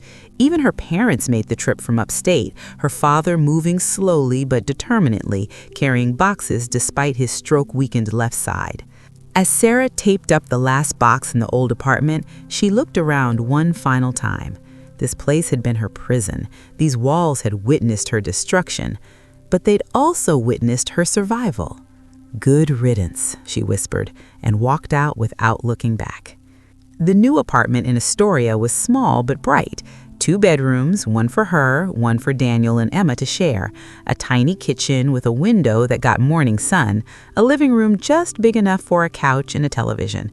It was perfect. Sarah painted the walls herself, soft yellow in the kitchen, pale blue in the children's room. She bought secondhand furniture from thrift stores and yard sales. She hung curtains and put up family photos, and slowly, room by room, turned the apartment into a home. For the first time in her adult life, Sarah had a space that was entirely hers. No one to tell her what color the walls should be, no one to criticize how she arranged the furniture, no one to make her feel like a guest in her own home. It was intoxicating. But the freedom came with challenges Sarah hadn't anticipated. Money was impossibly tight. Her teaching salary covered rent, utilities, and basic groceries, but there was nothing left over. No savings, no cushion. If the car broke down, or the kids needed new shoes, or the electric bill was higher than expected, Sarah had to figure out how to make it work. She started taking on side jobs. She tutored students after school. She sewed alterations for neighbors, hems, zippers, letting out waistbands. She saved every penny, living on the absolute bare minimum. David paid child support sporadically at best. Some months the check would arrive, other months, nothing. Sarah would call Karen, who would file paperwork with the court, and eventually the money would show up, but by then Sarah had already scrambled to cover the bills on her own. She learned to stretch food in ways her mother had taught her. Rice and beans became a staple. Chicken legs were cheaper than breasts. She'd buy day-old bread from the bakery and freeze it. She'd water down the orange juice to make it last longer. Daniel, now 7, started asking questions. "Why can't we go to McDonald's like the other kids?" "Because we're saving money for important things," Sarah would say. "Like what?" "Like keeping a roof over our heads, baby." Emma, only 3, was easier. She'd eat whatever Sarah put in front of her and seemed content as long as her mother was near. But Daniel was struggling. He was old enough to remember when things had been different, when Dad had been around, when there had seemed to be more stability, even if that stability had come at a terrible cost. He started acting out at school, fighting with other kids, talking back to teachers. His grades dropped. Sarah got called into a parent-teacher conference in October. "Mrs. Bennett," the teacher said gently, "I'm concerned about Daniel. He seems angry all the time. Has something changed at home?" "His father and I separated," Sarah explained. "It's been a difficult transition." The teacher nodded sympathetically. "Have you considered counseling? The school has a social worker who—" "I can't afford counseling," Sarah said quietly. The teacher looked uncomfortable. Well, let me know if there's anything the school can do to support him. But there was nothing the school could do, nothing anyone could do except Sarah, and she was already stretched so thin she felt like she might snap. One evening in November, Sarah was exhausted from teaching all day and tutoring after school. She came home to find Daniel and Emma fighting over a toy. Emma was crying, Daniel was screaming, the apartment was a mess. "Stop it!" Sarah shouted louder than she had intended. "Both of you, just stop!" The children froze, startled by her tone. Sarah collapsed on the couch and put her face in her hands. "I'm sorry," she whispered. "I'm so sorry. I'm just tired." Daniel walked over and patted her shoulder awkwardly. "It's okay, Mama." But it wasn't okay. Sarah was drowning, and she didn't know how to ask for help because asking for help meant admitting she couldn't do this alone, and she'd worked so hard to prove that she could. One bright spot emerged that fall. Sarah's relationship with Daniel began to heal. Now that David wasn't around to monopolize his attention, now that it was just the three of them, Daniel started to bond with Sarah in ways he never had before. They'd cook dinner together, Daniel standing on a chair to help stir the pot. They'd play board games after Emma went to bed, simple ones like Candyland and Chutes and Ladders. Sarah would read to him before bedtime, chapter books now that he was older, and Daniel would curl up beside her, his head on her shoulder. Slowly, carefully, they rebuilt their connection. Emma, meanwhile, blossomed. She was a cheerful, affectionate child who seemed to take after Sarah, creative, empathetic, curious about everything. She loved to draw and would spend hours with crayons and paper making elaborate pictures of flowers and houses and families. Sarah hung Emma's artwork all over the apartment. Every wall became a gallery of her daughter's imagination. By December, Sarah had been on her own for almost a year. She'd survived. She'd kept her children fed and clothed and housed. She'd maintained her job. She'd built a life. It wasn't the life she had imagined as a girl, but it was hers, and it was real, and it was safe. On Christmas morning, Sarah woke up early and watched Daniel and Emma tear into their presents, modest gifts she'd saved for months to buy. A toy car for Daniel, a baby doll for Emma, some books, some candy. They were so happy with so little. Sarah made pancakes for breakfast, and they ate together at their small kitchen table, the winter sun streaming through the window. And for the first time in longer than she could remember, Sarah felt something that almost resembled peace. The peace didn't last long. In early January 1990, David filed a motion with the court claiming Sarah was denying him access to his children. It was absurd. She'd never prevented visitation, but David knew how to work the system, how to create chaos, how to keep her constantly on edge. Karen called Sarah into her office. "He's claiming you're alienating the children from him. He wants the court to modify the custody arrangement to give him more time." "That's a lie," Sarah said, her voice tight. "I've never kept them from him. He's the one who cancels visits when it's convenient for him." "I know. But we have to respond. We need to document everything, every missed visit, every late pickup, every time he's shown up drunk or angry." Sarah felt the familiar weight settling back onto her shoulders. She thought the legal battle was over, but apparently it would never be over. David would keep dragging her back to court, keep fighting for control, keep punishing her for leaving. The court date was set for March. Sarah spent 2 months gathering evidence, writing down dates and times, collecting witnesses who could testify to David's erratic behavior. On the morning of the hearing, Sarah put on the most professional outfit she owned, a dark skirt and blazer she'd bought at a thrift store, and took the subway to family court in Queens. David was already there with his lawyer, looking somber and wounded. He dressed carefully, too, playing the part of the devoted father being kept from his children. The judge listened to both sides. David's lawyer painted Sarah as a vindictive ex-wife using the children as weapons. Karen presented the evidence of David's inconsistency, his drinking, his history of violence. In the end, the judge ruled in Sarah's favor. The custody arrangement would remain unchanged, but the judge also issued a warning to both parties. "These children need stability," the judge said sternly. "I don't want to see either of you back in my courtroom unless it's absolutely necessary. Work together. Be adults. Put your children first." Sarah nodded. David looked furious. As they left the courthouse, David cornered her in the hallway. "This isn't over," he hissed. "Yes, it is," Sarah said calmly. "The judge made that clear." She walked away before he could respond, her heart pounding but her head held high. That victory gave Sarah a boost of confidence. She'd stood up to him in court and won. She'd proven she could fight and survive. But the constant stress was taking its toll. Sarah started having nightmares again, dreams where David was chasing her, where she couldn't run fast enough, where he'd catch her and put his hands around her throat. She'd wake up gasping, drenched in sweat, and have to remind herself, "You're safe. You're in your own apartment. He can't get to you here." Dr. Rivera, who Sarah still saw once a month when she could afford the sliding scale fee, suggested Sarah might have post-traumatic stress.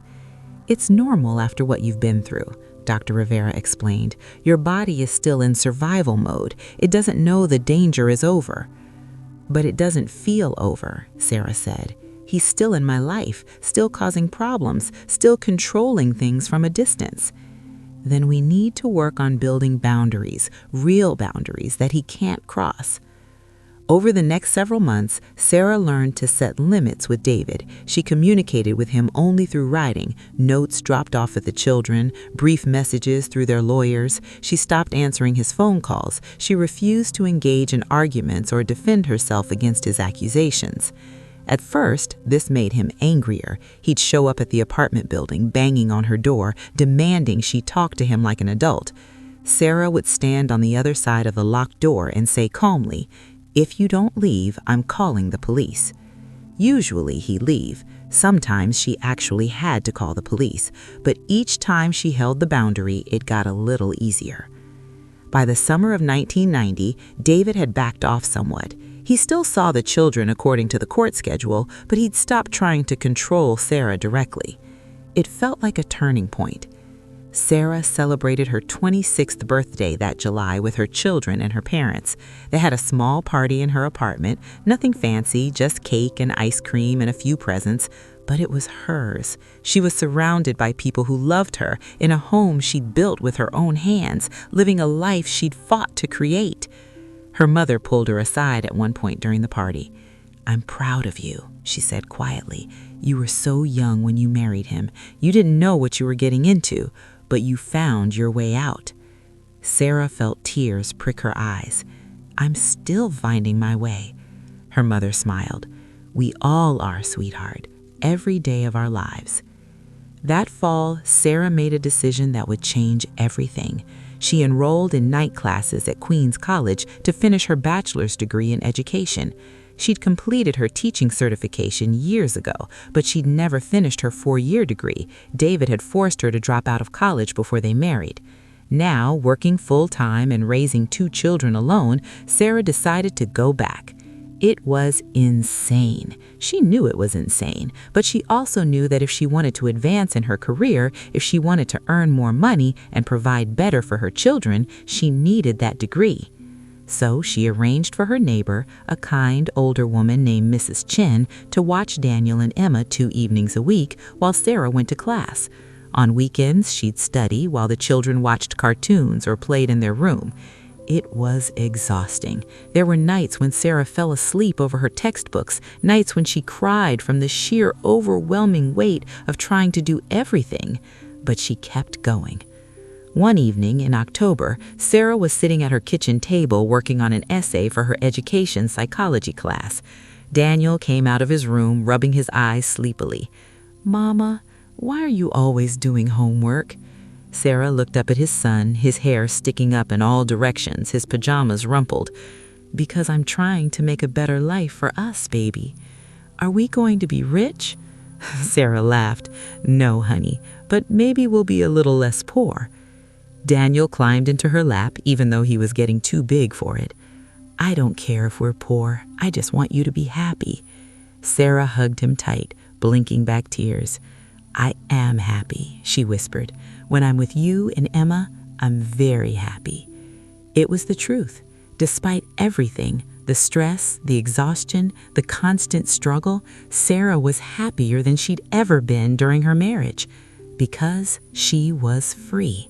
And freedom, she was learning, was worth any price. Sarah went into labor on a cold November morning. David drove her to the hospital, stone-faced and silent, as contractions ripped through her body every few minutes. He didn't hold her hand. He didn't tell her everything would be okay. He just drove. The birth was long and difficult. After 14 hours of labor, the doctors performed an emergency cesarean section. When Sarah finally woke up from the anesthesia, groggy and in pain, a nurse placed a tiny bundle in her arms. A son.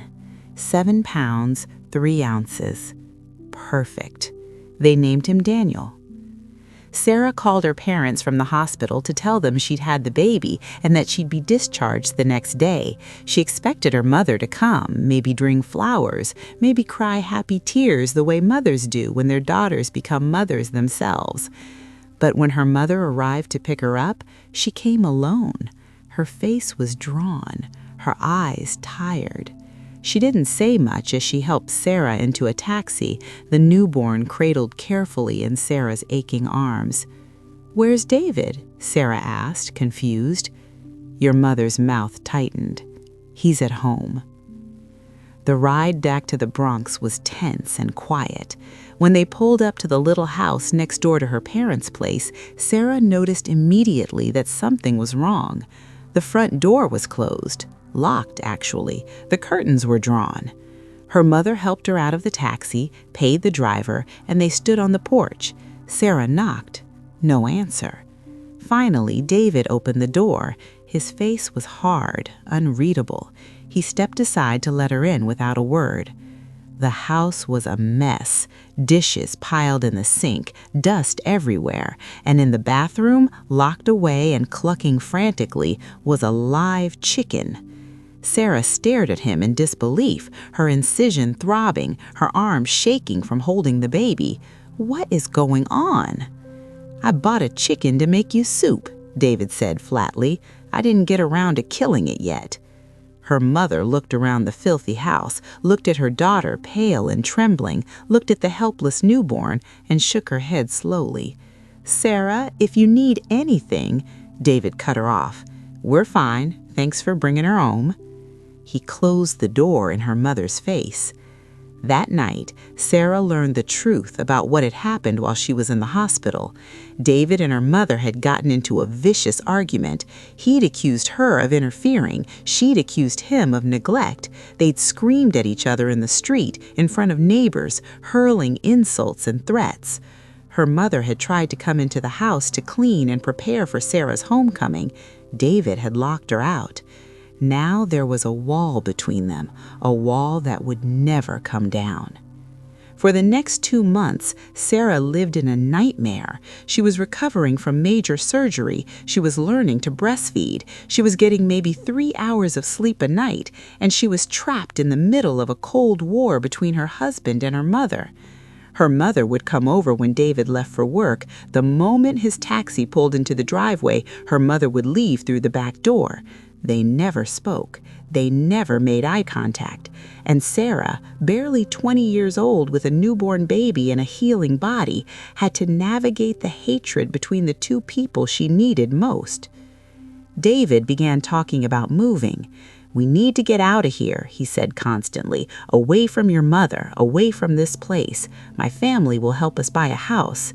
Sarah was too exhausted to argue. She just passed a civil service exam to become a teacher in the New York City public school system. She'd been accepted, assigned to a school in Queens, near where David's family lived. Fine, she thought. Maybe distance would help. Maybe a fresh start would fix things. She had no idea that isolation was exactly what he wanted. In December, when Daniel was barely 2 months old, David announced he'd found a place, an apartment in Jackson Heights, Queens. His sister had loaned them the down payment. They'd move right away. Sarah looked around the little house her father had sacrificed so much to build. She thought about her mother next door, the only person who could help her when the baby cried all night, the only person who knew how terrified she really was. But she packed their things anyway, because she was a wife, and wives followed their husbands. On a gray afternoon in mid-December, David loaded their belongings into 2 rented vans. Sarah stood on the porch with Daniel in her arms, watching her mother watch her from the window next door. Her older brother, Michael, pulled up just as they were about to leave. He got out of his car, walked straight to Sarah, and wrapped his arms around her carefully, mindful of the baby. "If you need anything, anything at all, you call me," he said quietly. "You hear me, Sarah. You call." She nodded, tears streaming down her face. Then she got into the van with David and drove away from the only home she'd ever known, towards a neighborhood where she didn't know a single person, where her only connection to the world would be through the man who'd already begun to destroy her. Behind them, in the rearview mirror, her mother stood in the doorway, watching until they disappeared around the corner. It would be years before Sarah saw her again. With David out of the picture, Sarah's life entered what she would later call her honeymoon period with herself. For the first time since she was 17 years old, she was truly on her own. No husband, no ex-husband lurking at the edges, no court dates, no custody battles, just her and her children, building a life together. It was glorious. Sarah started doing things she'd never allowed herself to do. She went to museums on Saturday afternoons while the kids were at friends' houses. She took herself to the movies, actual movie theaters, not just watching whatever was on television. She bought books, new books, not used ones from the library, and read them in the bathtub with the door locked. She traveled, nothing extravagant, but small trips that felt like freedom. She took Daniel and Emma to the beach in New Jersey for a long weekend. They drove upstate to visit their parents and stayed in a cheap motel that had a swimming pool. She even flew them to Florida one spring break to visit an old friend from college.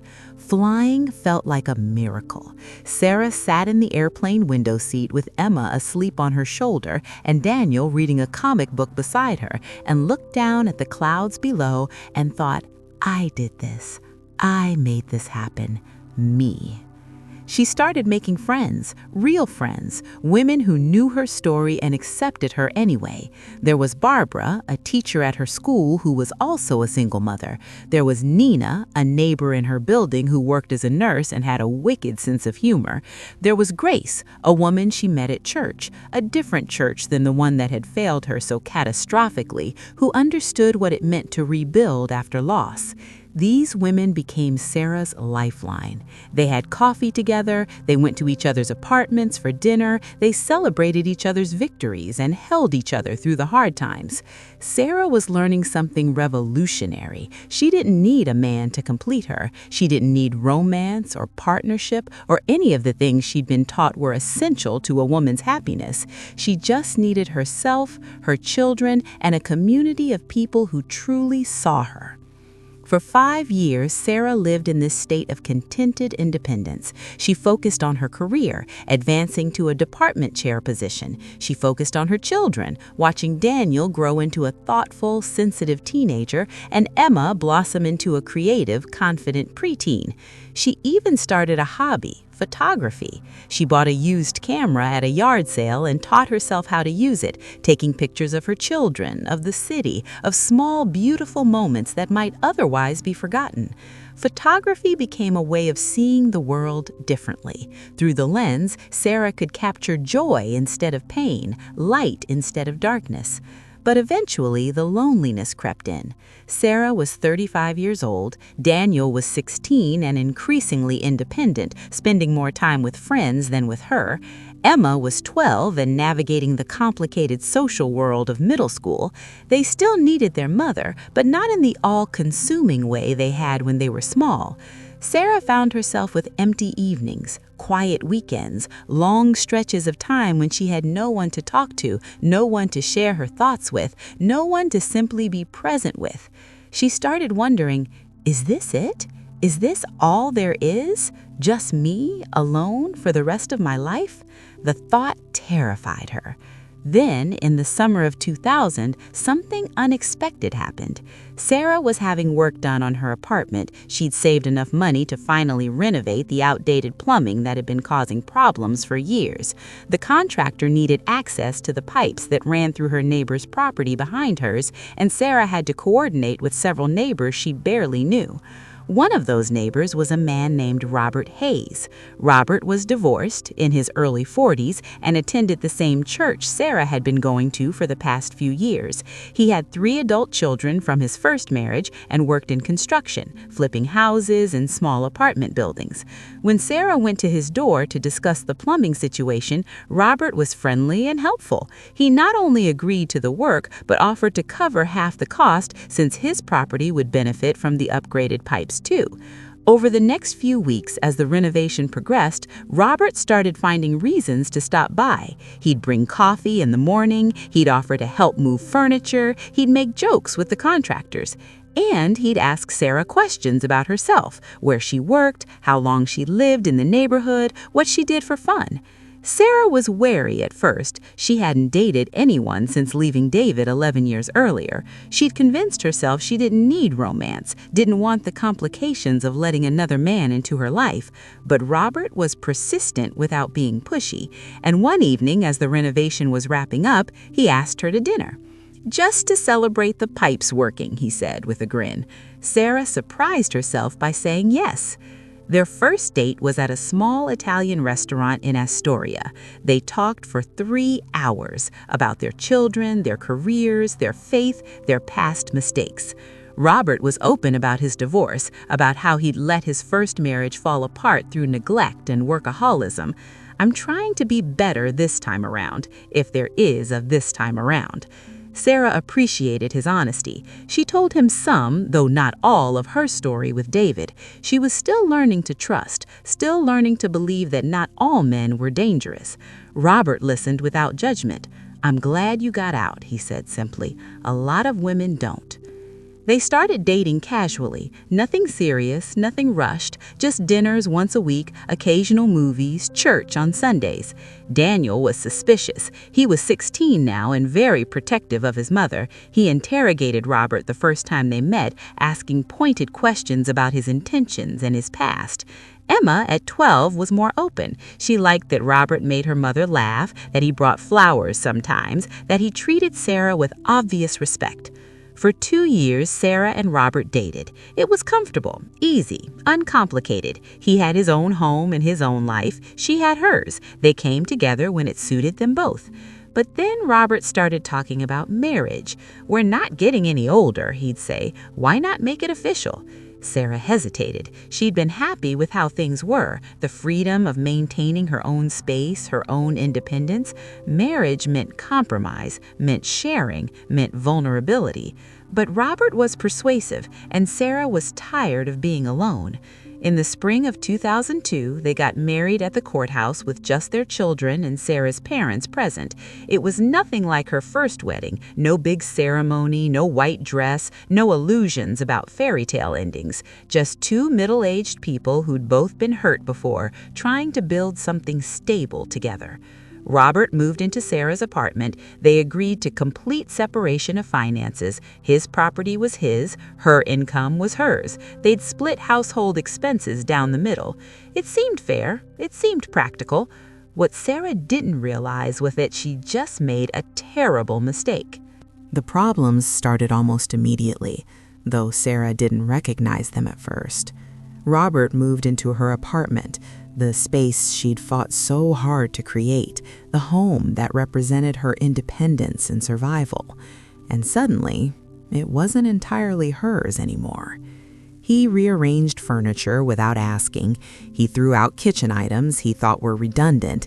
He installed himself in the living room every evening with the television remote control, deciding what they'd watch. Small things, nothing that seemed worth fighting over. But they added up. Within a few months, Sarah noticed a pattern. Robert would talk about her as if she were his greatest achievement, his prize, his blessing. At church, he'd introduce her to people and say things like, "God really blessed me when he brought Sarah into my life," as if she were a gift he'd earned rather than a person who'd chosen to marry him. It made Sarah uncomfortable, but she couldn't quite articulate why. At home, Robert expected Sarah to contribute equally to all expenses: rent, utilities, groceries, everything split 50-50 down to the penny. But when it came to his business expenses or his adult children's needs, that was his money and his responsibility alone. "Sarah, you're making good money now," he'd say. "We should each handle our own stuff and just share the basics." It seemed reasonable on the surface, but in practice, it meant Sarah was subsidizing their household while Robert kept his income for himself.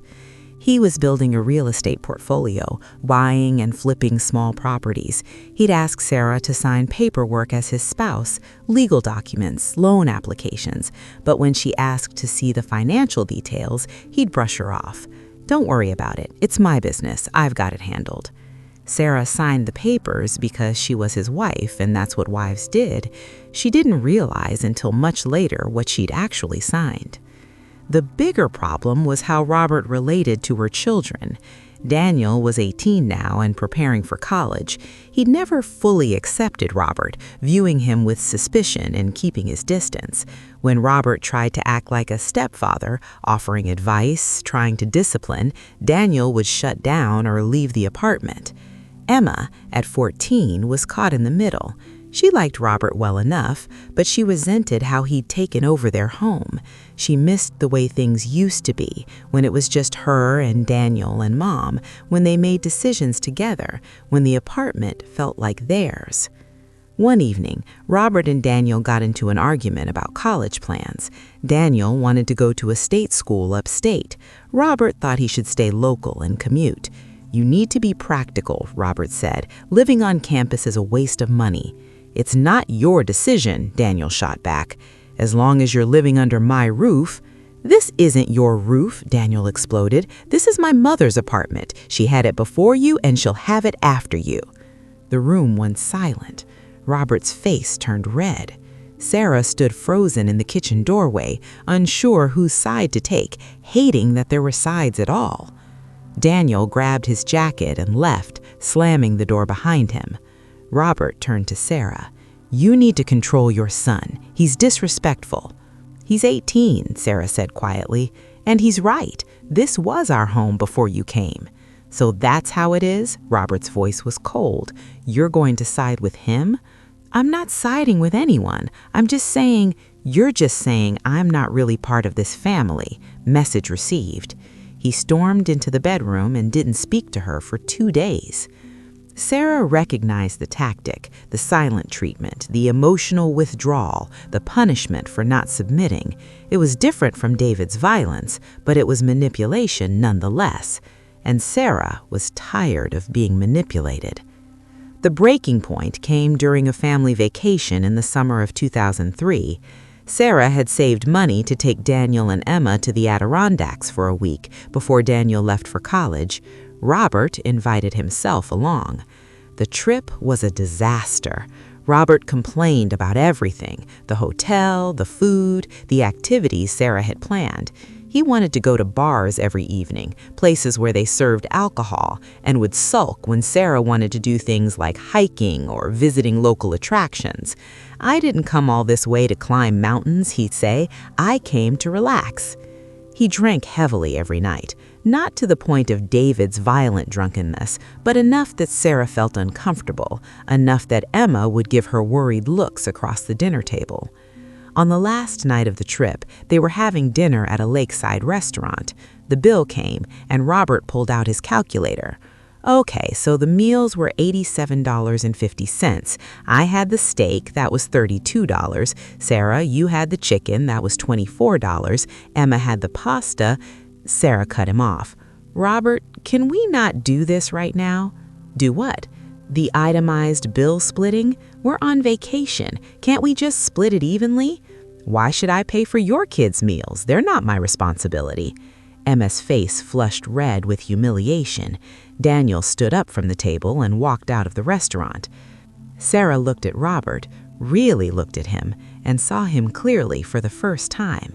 He wasn't violent like David had been, but he was selfish, controlling in his own way, using her for credibility and companionship while keeping her at arm's length financially and emotionally. She thought she was smarter this time. She thought she'd chosen better, but she'd just chosen a different kind of wrong. When they got home from the trip, Sarah made an appointment with a therapist, not Dr. Rivera, who'd retired, but a new counselor named Patricia O'Coffer, who specialized in relationships. "I think I made a mistake," Sarah said in their first session. "Tell me about it," Dr. O'Coffer said gently, and Sarah did. She talked about feeling like an accessory in Robert's life rather than a partner. She talked about the financial inequality. She talked about how he used her to look good at church and in front of his friends, but didn't actually value her as a person. Dr. O'Coffer listened carefully. Then she asked a question that changed everything. "Sarah, what do you want?" Sarah blinked, surprised by the simplicity of the question. "I don't know." "Yes, you do. Deep down, you know. What do you want?" Sarah closed her eyes, took a deep breath, and let herself say the truth she'd been avoiding. "I want my life back. I want my apartment to feel like mine again. I want to make decisions without someone undermining me.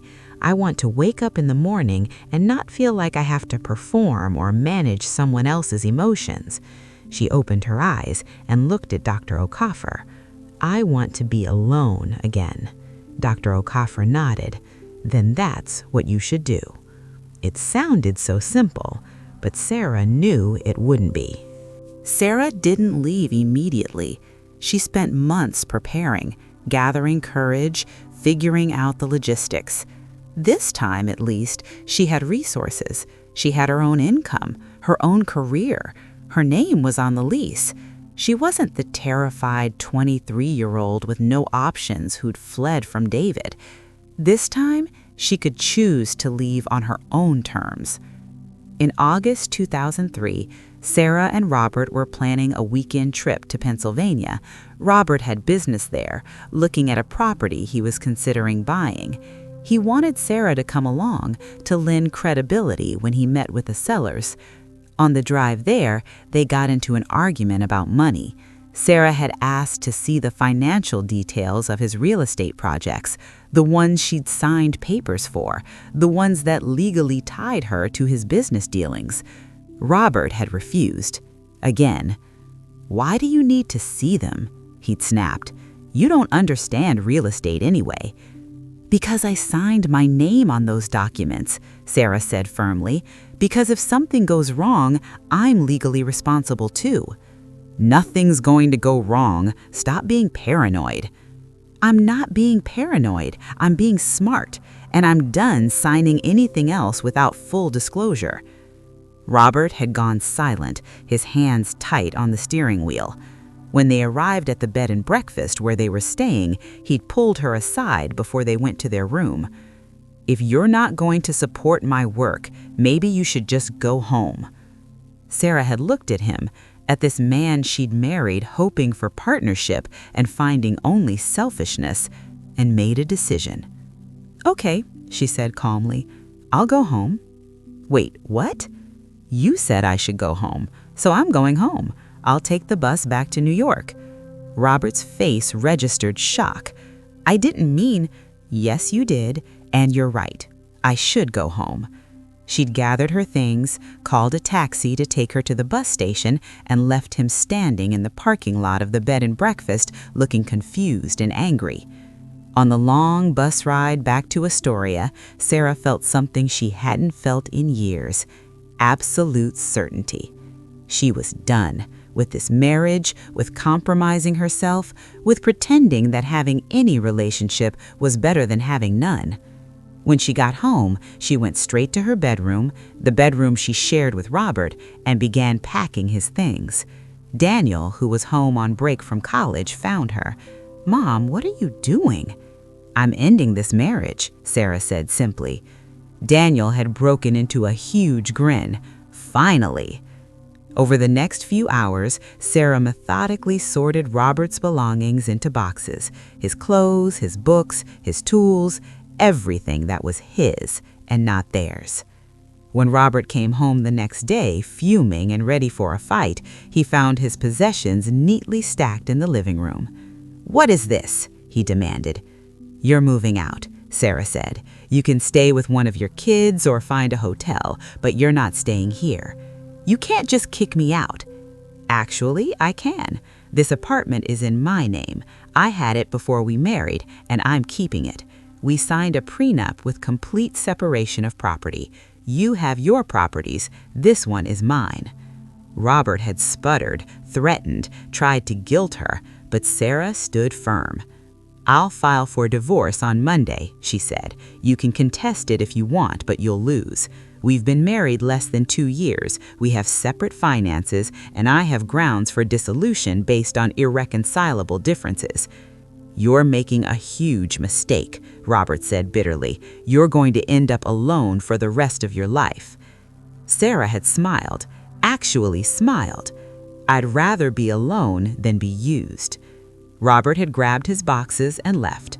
Within a week, he'd sent her a text message with a date and time to meet at the courthouse to sign divorce papers.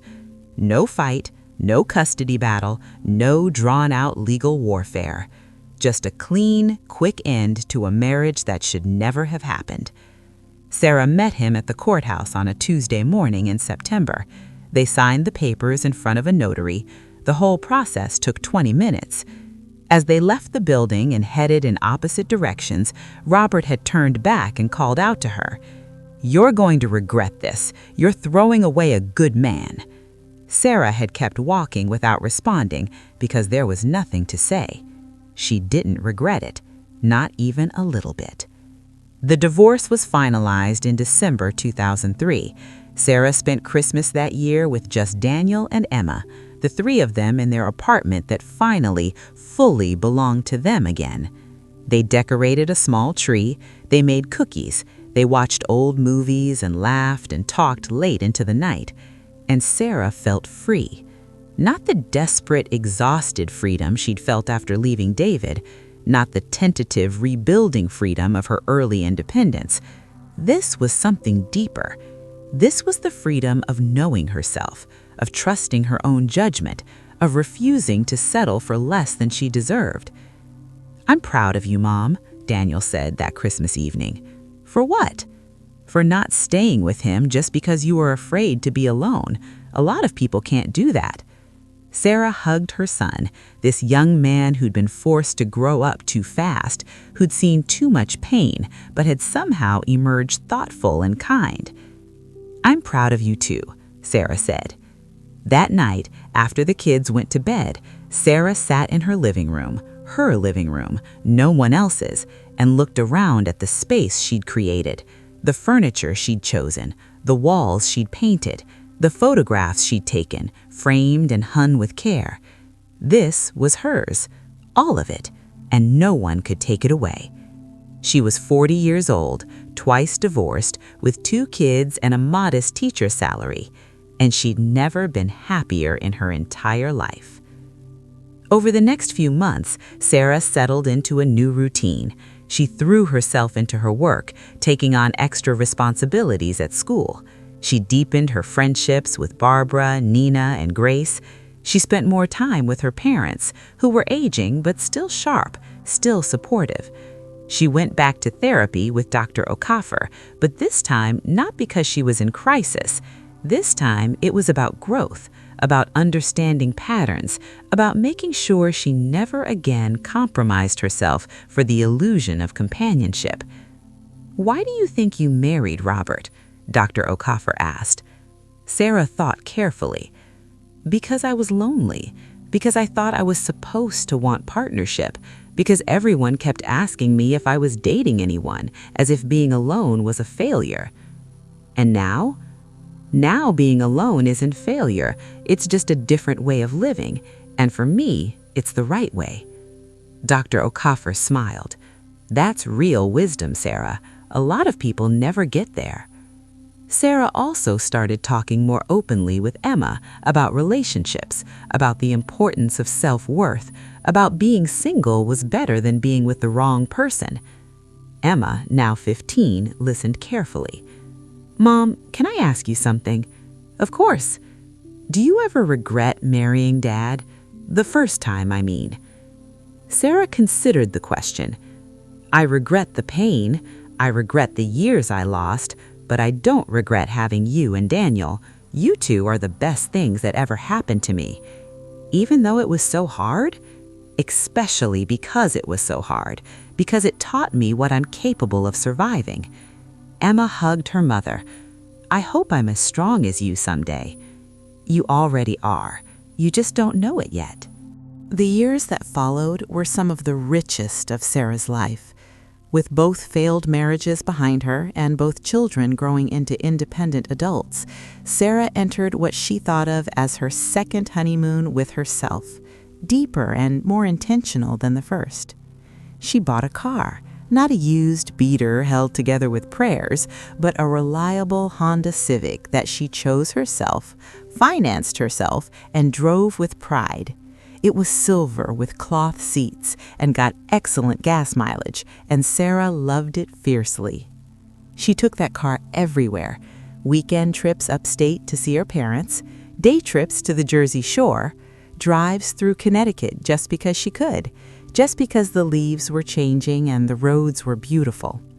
Sometimes she'd take the kids. Sometimes she'd take her friends. Sometimes she'd go alone, windows down, radio playing, feeling the wind in her hair and thinking, this is what freedom tastes like. She also started investing in herself in ways she'd never dared before. She saved money, real money, not just emergency funds, but actual savings that grew month by month. She opened a retirement account. She started thinking about her future not as something to survive, but as something to build toward. She bought new clothes, nice ones, not from thrift stores or clearance racks. She got her hair cut at a real salon instead of trimming it herself in the bathroom. She even indulged in small luxuries: good coffee, fresh flowers for her kitchen table, books she wanted instead of books she needed. Each purchase felt like an act of revolution. In 2005, Sarah did something she'd dreamed about for decades. She took a real vacation. Not a weekend trip, not a family obligation, a real solo vacation to somewhere she'd always wanted to go. She flew to San Francisco and spent a week exploring the city alone. She walked across the Golden Gate Bridge, she rode the cable cars, she ate expensive seafood at Fisherman's Wharf without calculating the cost. She took hundreds of photographs, capturing the light and the fog and the endless Pacific Ocean. One afternoon, sitting in a cafe overlooking the bay, Sarah had a moment of pure, crystalline gratitude. She thought about the girl she'd been at 17, so naive, so hopeful, so completely unprepared for what life would bring. She thought about the woman she'd been at 23, broken, terrified, convinced she'd never escape. And she looked at who she was now at 42, whole, strong, free. The journey between those three versions of herself had been brutal, but she'd made it. She was here, she'd survived, and she was thriving. When Sarah returned from San Francisco, Emma noticed something different about her mother. "You seem lighter," she said. Sarah smiled. "I feel lighter, like I finally figured out who I'm supposed to be." "And who's that?" "Someone who doesn't need anyone else's permission to exist." Emma, now 17 and preparing for her senior year of high school, hugged her mother tight. "I want to be like you when I grow up." Sarah laughed. "You already are, sweetheart. You're braver than I ever was at your age." That fall, both of Sarah's children were launched into their own lives. Daniel had graduated college and gotten a job as a graphic designer in Manhattan. Emma was applying to art schools, her portfolio full of stunning work that made Sarah's heart swell with pride. Sarah's role as the center of their world was shifting. They still needed her, but differently now, as support rather than anchor, as advisor rather than caretaker. It was bittersweet, but mostly it was right. Sarah refocused her energy on her career and her passions. She took on a leadership role in her school district, mentoring new teachers and developing reading programs. She joined a photography club and started exhibiting her work in local galleries. Nothing major, but enough that people noticed, enough that she sold a few prints, enough that she could call herself an artist without feeling like an imposter. She deepened her friendships, creating a chosen family of women who understood her journey. They had regular dinners, book club meetings, weekend brunches where they'd laugh until their sides hurt and cry over each other's struggles and celebrate every small victory. Sarah wasn't lonely anymore. She was surrounded by love, just not the romantic kind society insisted women needed. And she was fine with that, better than fine. In 2007, Sarah's father passed away. He was 83, and the stroke damage from years earlier had finally caught up with him. He died peacefully in his sleep at the upstate farm, and Sarah was grateful he'd gone that way, gentle, painless, surrounded by beauty. At the funeral, Sarah stood between Daniel and Emma, looking at her father's casket, and thought about all the ways his dad had tried to save her. The house he'd built, the money he'd given, the day he'd driven to her apartment and seen her bruises and couldn't bear the weight of what his daughter was enduring. "I'm okay, Dad," she whispered. "I made it. Thank you for never giving up on me." After her father died, her mother moved to a senior living facility closer to the Bronx with Michael. Sarah visited her every Sunday, bringing coffee and pastries, sitting with her for hours talking about everything and nothing. Her mother was in her early 80s now, her memory starting to slip, but she still recognized Sarah and lit up every time she walked through the door. One Sunday afternoon, her mother took her hand and said something she'd never said before. "I'm sorry I didn't protect you better with David. I should have seen it earlier, should have done more." Sarah squeezed her mother's hand. "You did everything you could, Mom. You built me a home. You took me back when I left him. You supported me through everything. You saved my life." Her mother's eyes filled with tears. "I just wanted you to be happy." "I am happy," Sarah said. "I really, truly am." And it was the truth. By 2010, as Sarah approached 50, she'd created a life that felt complete without needing anything or anyone added to it. She had meaningful work, strong relationships, financial stability, creative outlets, a home that was entirely, undeniably hers. She woke up every morning grateful. She went to bed every night at peace. The scars were still there, the emotional ones, the trauma that lived in her body and sometimes surfaced in nightmares or moments of triggered anxiety, but they no longer defined her. She was more than what had been done to her. She was what she'd built in spite of it.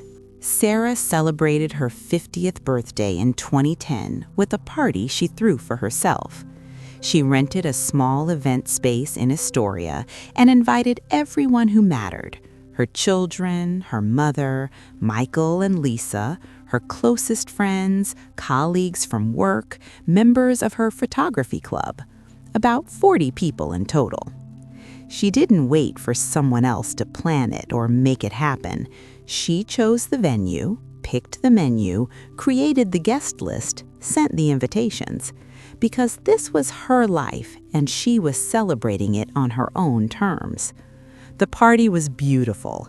Daniel gave a speech that made everyone cry, talking about how his mother had taught him what real strength looked like. Emma presented Sarah with a painted portrait she'd created, Sarah sitting in a cafe in San Francisco, looking out at the ocean, captured in vibrant colors that somehow conveyed both solitude and contentment. Sarah's friends each shared stories, funny ones, touching ones, stories that painted a picture of a woman who transformed pain into purpose. When it was Sarah's turn to speak, she stood in front of everyone she loved and said simply, "Thank you for being part of my second life, because that's what this is, my second chance at living, and I'm not wasting a single moment of it." The room erupted in applause. Later that night, after everyone had gone home and Sarah was alone in her apartment, she looked at Emma's painting propped against the wall and thought about how far she'd come.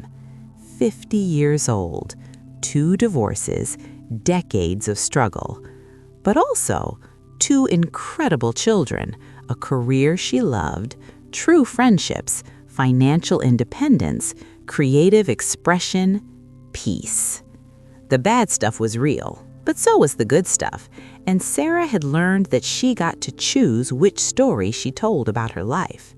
She chose the story of survival, of strength, of second chances. In the years that followed, Sarah continued building the life she wanted. She was promoted to a district-level position in 2012, overseeing literacy programs across multiple schools. The work was challenging but rewarding, and it came with a significant salary increase that finally allowed Sarah to feel truly comfortable financially. She paid off her car, she renovated her apartment, new floors, updated kitchen, a fresh coat of paint in every room. She even started a small college fund for potential future grandchildren, already thinking about the next generation. She traveled more. Boston, Chicago, New Orleans, Washington, D.C., places she'd always wanted to see but never had the time or money to visit. She went alone, perfectly content with her own company, taking photographs and eating at interesting restaurants and staying in modest hotels that felt luxurious simply because she'd chosen them herself. Emma graduated from art school in 2011 and moved to Brooklyn, working as a freelance illustrator. She was talented and driven, and Sarah was immensely proud of her. Daniel got married in 2013 to a kind woman named Rachel who worked as a social worker. Sarah walked her son down the aisle. There was no father to do it, and Daniel wanted his mother by his side. At the wedding reception, Daniel pulled Sarah onto the dance floor for the mother-son dance. As they swayed to the music, he whispered in his ear, "Thank you for showing me what love isn't supposed to look like, so I could recognize what it is." Sarah had cried happy tears into her son's shoulder. In 2014, Sarah became a grandmother. Daniel and Rachel had a baby girl they named Claire. When Sarah held her granddaughter for the first time, this tiny, perfect human who carried her genes forward into the future, she felt overwhelmed with hope. Claire would grow up in a different world than Sarah had. She'd grow up with a mother and father who loved each other respectfully. She'd grow up with a grandmother who could teach her about strength and independence. She'd grow up knowing that women didn't have to accept crumbs or tolerate abuse or diminish themselves to be loved. "Welcome to the world, baby girl," Sarah whispered. "You're going to do amazing things." As Sarah moved through her 50s, she found herself becoming someone younger women sought out for advice. Teachers at her school, friends' daughters, women from church who'd heard her story and wanted to know how she'd survived, how she'd rebuilt, how she'd found peace. Sarah was always honest. She didn't sugarcoat it. She told them about the years of therapy, the financial struggles, the loneliness and fear, and moments of wanting to give up. But she also told them about the other side of all that pain. "There is life after abuse," she'd say. "Real life, good life. You just have to be brave enough to walk through the fire to get there." Some women listened and left. Some weren't ready. Some would never be ready, and Sarah had learned to make peace with that.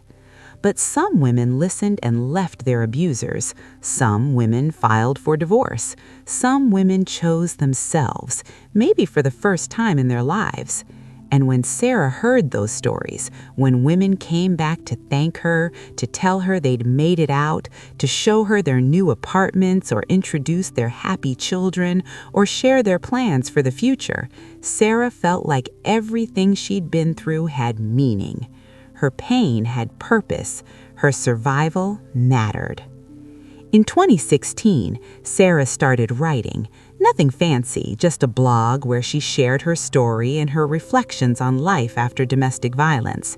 She wrote about the practical stuff, how to save money secretly, how to find resources, how to build a safety plan. But she also wrote about the emotional journey, learning to trust again, forgiving yourself for staying too long, accepting that some scars never fully heal, and that's okay. The blog gained a small but dedicated following.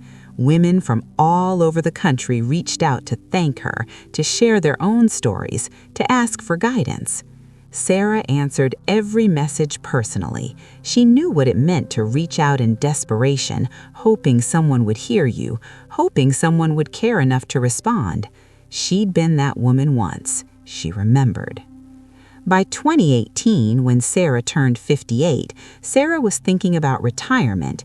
Not immediately, she loved her work too much to leave just yet, but she was starting to envision what the next chapter might look like. More travel, more photography, maybe volunteering with domestic violence organizations, maybe writing a book, maybe just enjoying the peace she'd worked so hard to create. One evening that spring, Sarah was sitting on her small balcony watching the sunset over Astoria, a cup of tea in her hands, when her phone rang. It was Emma. "Mom, I have news." Sarah smiled. "Good news?" "The best news. I'm pregnant." Sarah's heart soared. A second grandchild, another chance to watch the cycle continue, to see her daughter become a mother, to know that the legacy of strength and survival was passing down through the generations. "That's wonderful, sweetheart. I'm so happy for you." After they hung up, Sarah sat in the fading light, feeling gratitude wash over her like a wave. She'd survived 2 abusive marriages. She'd raised 2 incredible children essentially alone. She'd built a career and a home and a life entirely on her own terms. And now she was going to be a grandmother again. Life had been brutal, but it had also been beautiful.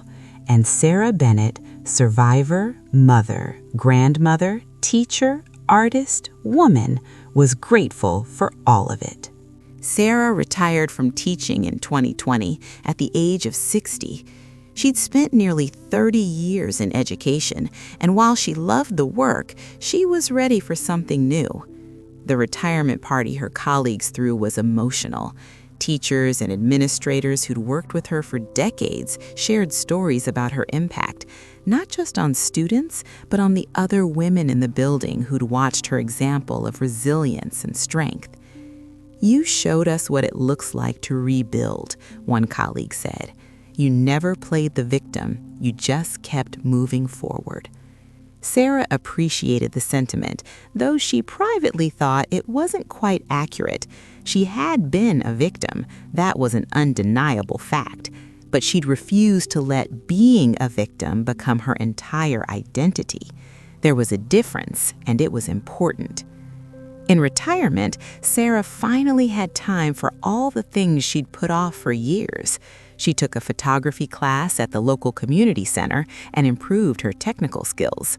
She joined a women's hiking group and discovered she loved being outdoors, loved pushing her body up mountains and trails, loved the quiet satisfaction of reaching a summit.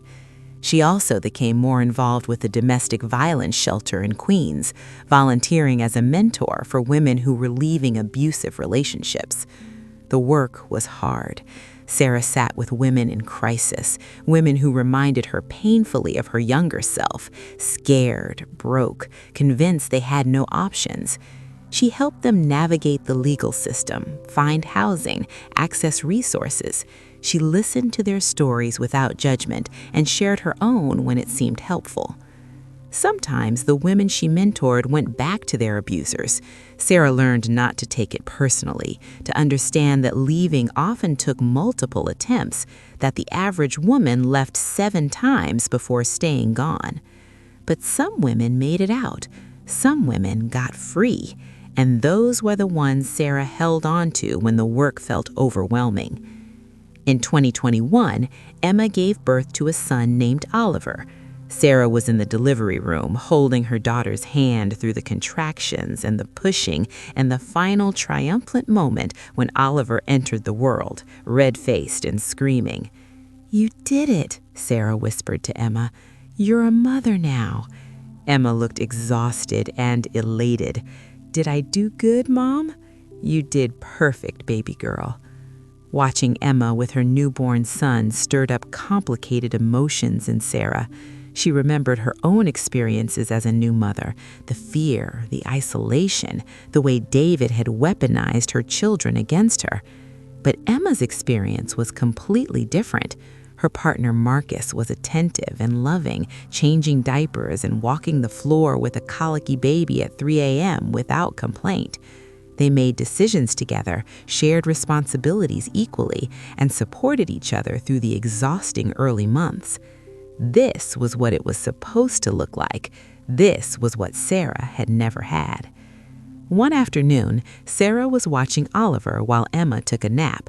She held her tiny grandson, rocking him gently, and whispered, "Your grandma went through hell to make sure your mama grew up knowing she deserved better. And your mama did. She chose better. And because of that, you get to grow up in a home full of love." It felt like the closing of a circle, the breaking of a curse. Sarah also reconnected with some people from her past during this time.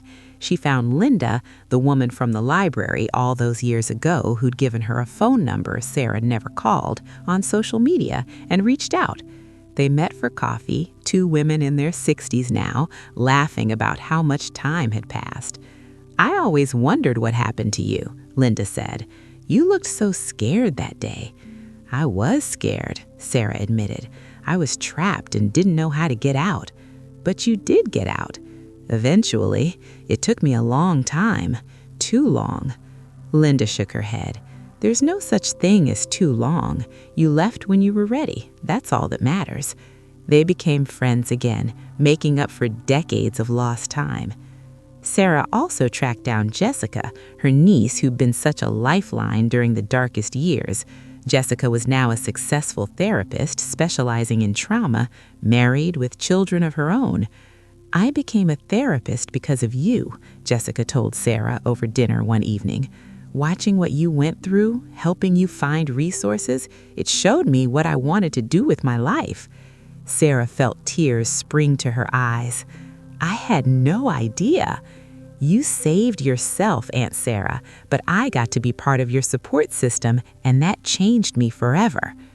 The conversation reminded Sarah that her story had ripple effects she couldn't always see, that her survival had mattered to more people than just herself and her children. In 2022, Sarah did something she'd been thinking about for years. She wrote a memoir. It wasn't a long book, just 200 pages, but it was honest and raw and real. She wrote about David, about the years of abuse, about the church that failed her and the family that saved her. She wrote about Robert, too, about how she'd almost made the same mistake twice, about learning to choose solitude over settling. But mostly, she wrote about rebuilding, about the slow, painful process of becoming whole again. She titled it, "Praying for Death, Finding Life, One Woman's Journey from Abuse to Freedom." Sarah didn't expect much from the book. She published it through a small independent press that specialized in survivor stories, thinking maybe it would help a few women, maybe raise some awareness. Instead, it resonated widely. Not New York Times bestseller widely, but enough that Sarah started getting invited to speak at domestic violence conferences, women's shelters, church groups. She said yes to every invitation she could fit into her schedule. Standing in front of groups of women, some survivors, some social workers, some just people wanting to understand, Sarah would tell her story. She'd talk about the signs she'd missed, the ways the abuse had escalated, the role institutions have played in keeping her trapped, the long road to recovery. And at the end of every talk, she'd say the same thing. If you're in an abusive relationship, you are not crazy, you are not weak, you are not to blame, and there is life waiting for you on the other side of leaving. Real life, good life, life that belongs to you and no one else. After one talk at a church in Brooklyn, a young woman approached Sarah, maybe 25 years old, with a baby on her hip and bruises barely covered by makeup. "How do I start?" the woman whispered. "I don't have money. I don't have anywhere to go." Sarah took her hand. "You start by believing you deserve better. Everything else follows from that." She gave the woman her phone number, connected her with a shelter where she volunteered, and checked in with her over the following weeks. 6 months later, that same woman texted Sarah a photo, a small studio apartment, sparsely furnished, but clean and bright, a new beginning. "I did it," the text said. "I got out. Thank you for believing in me." Sarah saved that text. She had dozens like it now, messages from women she'd helped directly or indirectly, women who'd read her book or heard her speak or just stumbled across her blog. Each message was a reminder that her pain hadn't been meaningless, that something good had grown from the ashes of her suffering. By 2024, Sarah was 64 years old and living a life she never could have imagined during those dark years with David. She'd become something of a local figure in the domestic violence advocacy community. Her book had been translated into Spanish and was being used in support groups across the country. She served on the board of 2 women's shelters and consulted with legal aid organizations about how to better serve survivors. But she also made sure to maintain balance. She wasn't just a survivor, wasn't just an advocate. She was a whole person with a full life. She traveled extensively, often with her hiking group, sometimes with Barbara and Nina, occasionally alone. She'd been to national parks across the American West. She'd taken a cruise through Alaska. She'd even gone to Italy for 2 weeks, fulfilling a lifelong dream of seeing Florence and Rome. Every trip felt like freedom made tangible. Every plane ticket was a reminder that she could go anywhere, do anything, be anyone she chose. Her relationship with her children deepened as they all moved into new life stages together. Daniel and Emma had 2 children now. Claire was 10, and they'd had a son named James, who was 7. Emma and Marcus had Oliver, who was 3, and had just announced they were expecting again. Sarah was grandmother to 3, soon to be 4. She babysat regularly, showed up at school plays and soccer games, took the grandkids on outings to museums and parks. But she also maintained her independence. She had her own life, her own schedule, her own priorities. She loved her grandchildren fiercely, but she didn't define herself solely by that role. She was Sarah, grandmother, yes, but also photographer, writer, advocate, friend, adventurer. One afternoon in the spring of 2024, Sarah received an unexpected phone call. It was from a woman named Catherine Rodriguez, a producer for a documentary series about domestic violence survivors. "We've read your book," Catherine said, "and we'd like to feature your story in our documentary. Would you be interested?" Sarah's first instinct was to say no. She'd shared her story in writing and in speeches, but putting her face on camera, making her trauma into entertainment, even educational entertainment, felt different. But then she thought about all the women who might see the documentary, women who needed to know they weren't alone, women who needed permission to believe they could leave and survive. "Yes," Sarah said, "I'll do it." The filming took place over several weeks. The documentary crew interviewed Sarah in her apartment, in the park where she'd sometimes taken her children to escape David's presence, at the domestic violence shelter where she volunteered. They interviewed Daniel and Emma, too, both of them now adults willing to speak about their childhood experiences. Emma talked about the fear she'd felt even as a toddler, the sense that something was always wrong even if she couldn't name it. Daniel talked about the confusion of loving his father while knowing he was hurting his mother. Their honesty was both painful and healing. The crew also wanted to interview people who'd known Sarah during those years: her brother Michael, who'd rescued her, Jessica, who'd been her lifeline, even Karen Martinez, the lawyer who'd helped her navigate the first divorce. Each person spoke about Sarah's strength, her determination, her refusal to give up even when everything seemed impossible. When Sarah watched the rough cut of the documentary, she cried, not from sadness, but from a complex mixture of grief for what she'd endured and pride for what she'd overcome. That was me, she thought, watching her younger self described on screen. I survived all of that. I'm still here. The documentary aired in October 2024 on a major streaming platform. Sarah hosted a viewing party at her apartment with her closest friends and family. As they watched together, Emma reached over and squeezed her mother's hand. "You're so brave, Mom." Sarah squeezed back. "We're all brave, sweetheart. Every woman who leaves, every woman who chooses herself, that's courage." After the documentary aired, Sarah's phone and email exploded with messages. Women from all over the world reached out, some sharing their own stories, some asking for advice, some simply saying thank you for speaking with truth. Sarah tried to respond to as many as she could. She knew what it meant to reach out in desperation, hoping someone would hear you. One message in particular stayed with her. It was from a woman named Hannah who'd left her abuser 5 years earlier and was now thriving, working as a nurse, raising her kids alone, rebuilding her life piece by piece. "I saw your documentary and I cried," Hannah wrote, "because you were me and I was you. And if you can make it through and find joy on the other side, then maybe I can too. Thank you for showing me what's possible." Sarah printed that message and put it on her refrigerator right next to Oliver's crayon drawings and Claire's report card. This, she thought, is why it was all worth it. Not just surviving for her own sake, but surviving so she could show others the way. In November, Sarah was invited to speak at a national conference on domestic violence prevention in Washington, D.C.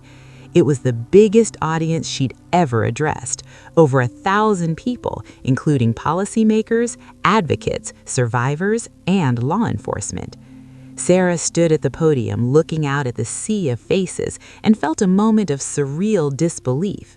How had she gotten here? How had the terrified girl who'd married her abuser at 19 become this woman who commanded attention and respect? But she knew the answer.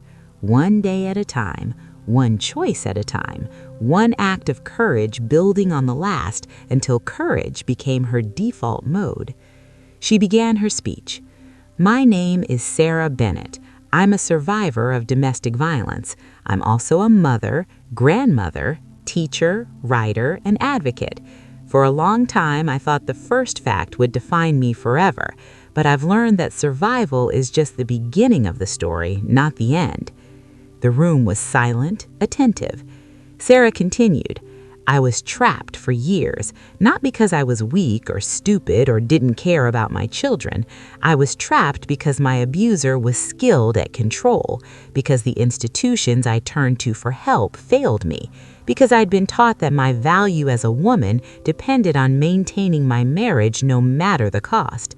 But I got out, and I rebuilt, and I'm here to tell you that no matter how impossible it seems, freedom is possible, safety is possible, joy is possible." She talked for 30 minutes, weaving her personal story with broader points about systemic failures and necessary reforms. She talked about the importance of believing survivors, of providing real resources, not just lip service, of teaching young people that love should never hurt. When she finished, the audience rose in a standing ovation that lasted several minutes.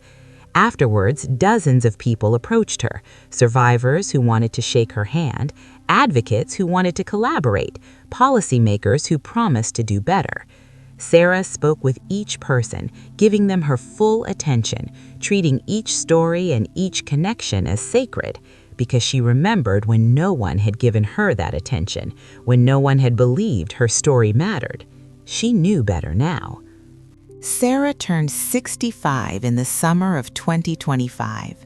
She marked the milestone with a quiet celebration, just dinner with her children and grandchildren at her favorite restaurant in Astoria, followed by cake and ice cream back at her apartment.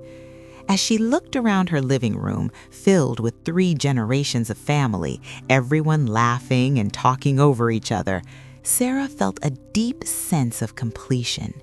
This was what she'd been fighting for all along, even when she hadn't known it.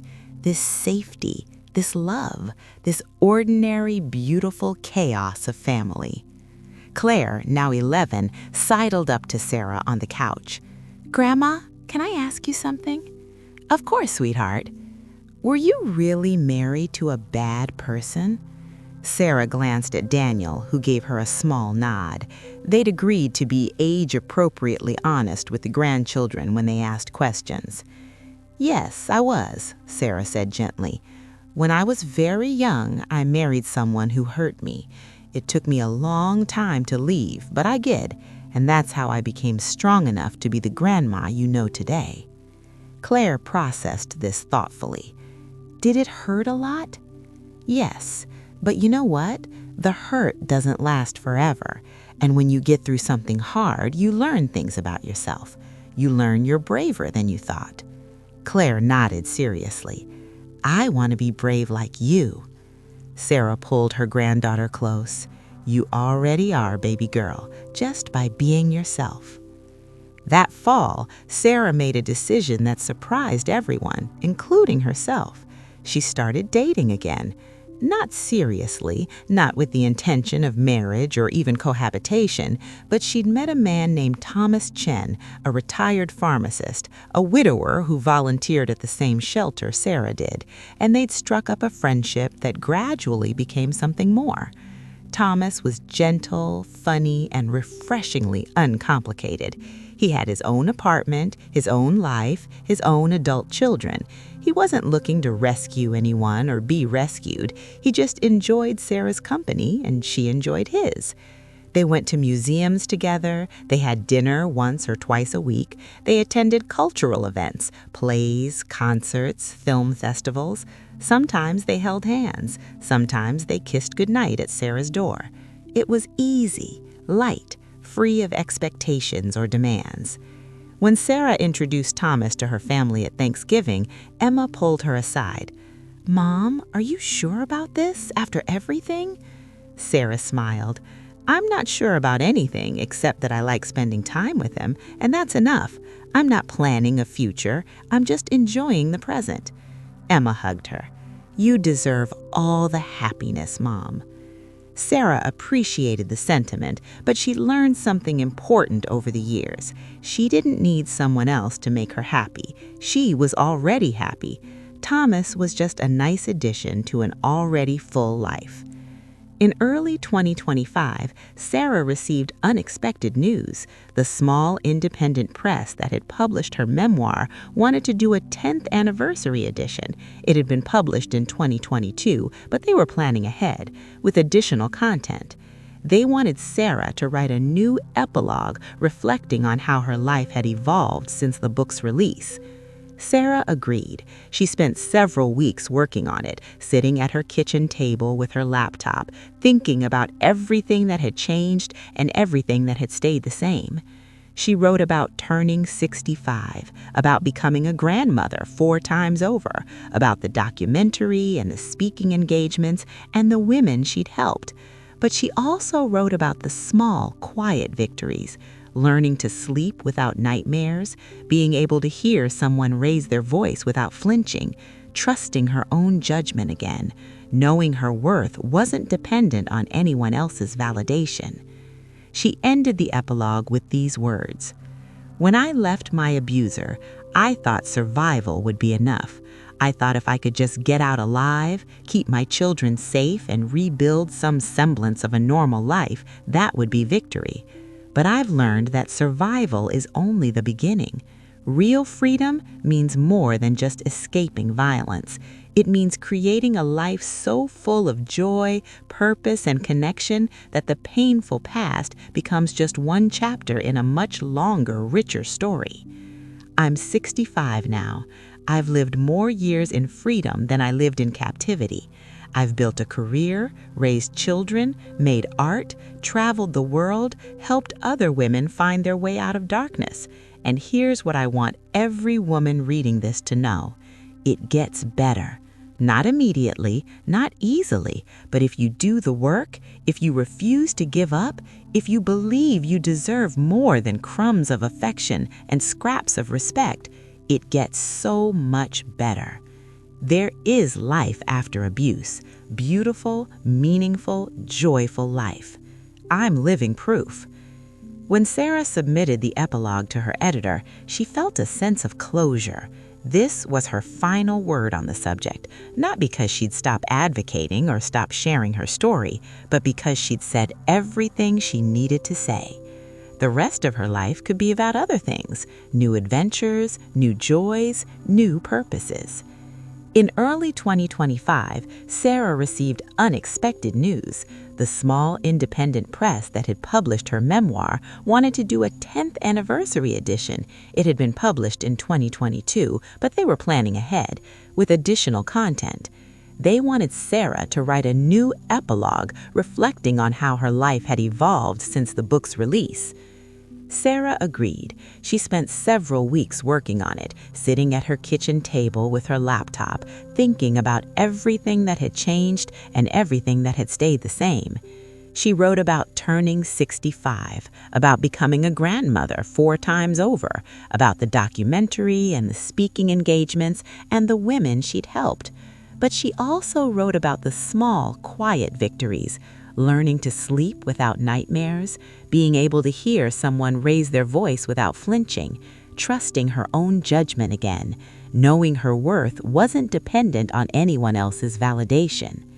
She ended the epilogue with these words: "When I left my abuser, I thought survival would be enough. I thought if I could just get out alive, keep my children safe, and rebuild some semblance of a normal life, that would be victory. But I've learned that survival is only the beginning. Real freedom means more than just escaping violence. It means creating a life so full of joy, purpose, and connection that the painful past becomes just one chapter in a much longer, richer story. I'm 65 now. I've lived more years in freedom than I lived in captivity. I've built a career, raised children, made art, traveled the world, helped other women find their way out of darkness. And here's what I want every woman reading this to know. It gets better. Not immediately, not easily, but if you do the work, if you refuse to give up, if you believe you deserve more than crumbs of affection and scraps of respect, it gets so much better. There is life after abuse. Beautiful, meaningful, joyful life. I'm living proof. When Sarah submitted the epilogue to her editor, she felt a sense of closure. This was her final word on the subject, not because she'd stopped advocating or stopped sharing her story, but because she'd said everything she needed to say. The rest of her life could be about other things: new adventures, new joys, new purposes. In early 2025, Sarah received unexpected news. The small independent press that had published her memoir wanted to do a 10th anniversary edition. It had been published in 2022, but they were planning ahead with additional content. They wanted Sarah to write a new epilogue reflecting on how her life had evolved since the book's release. Sarah agreed. She spent several weeks working on it, sitting at her kitchen table with her laptop, thinking about everything that had changed and everything that had stayed the same. She wrote about turning 65, about becoming a grandmother 4 times over, about the documentary and the speaking engagements and the women she'd helped. But she also wrote about the small, quiet victories: learning to sleep without nightmares, being able to hear someone raise their voice without flinching, trusting her own judgment again, knowing her worth wasn't dependent on anyone else's validation. She ended the epilogue with these words: "When I left my abuser, I thought survival would be enough.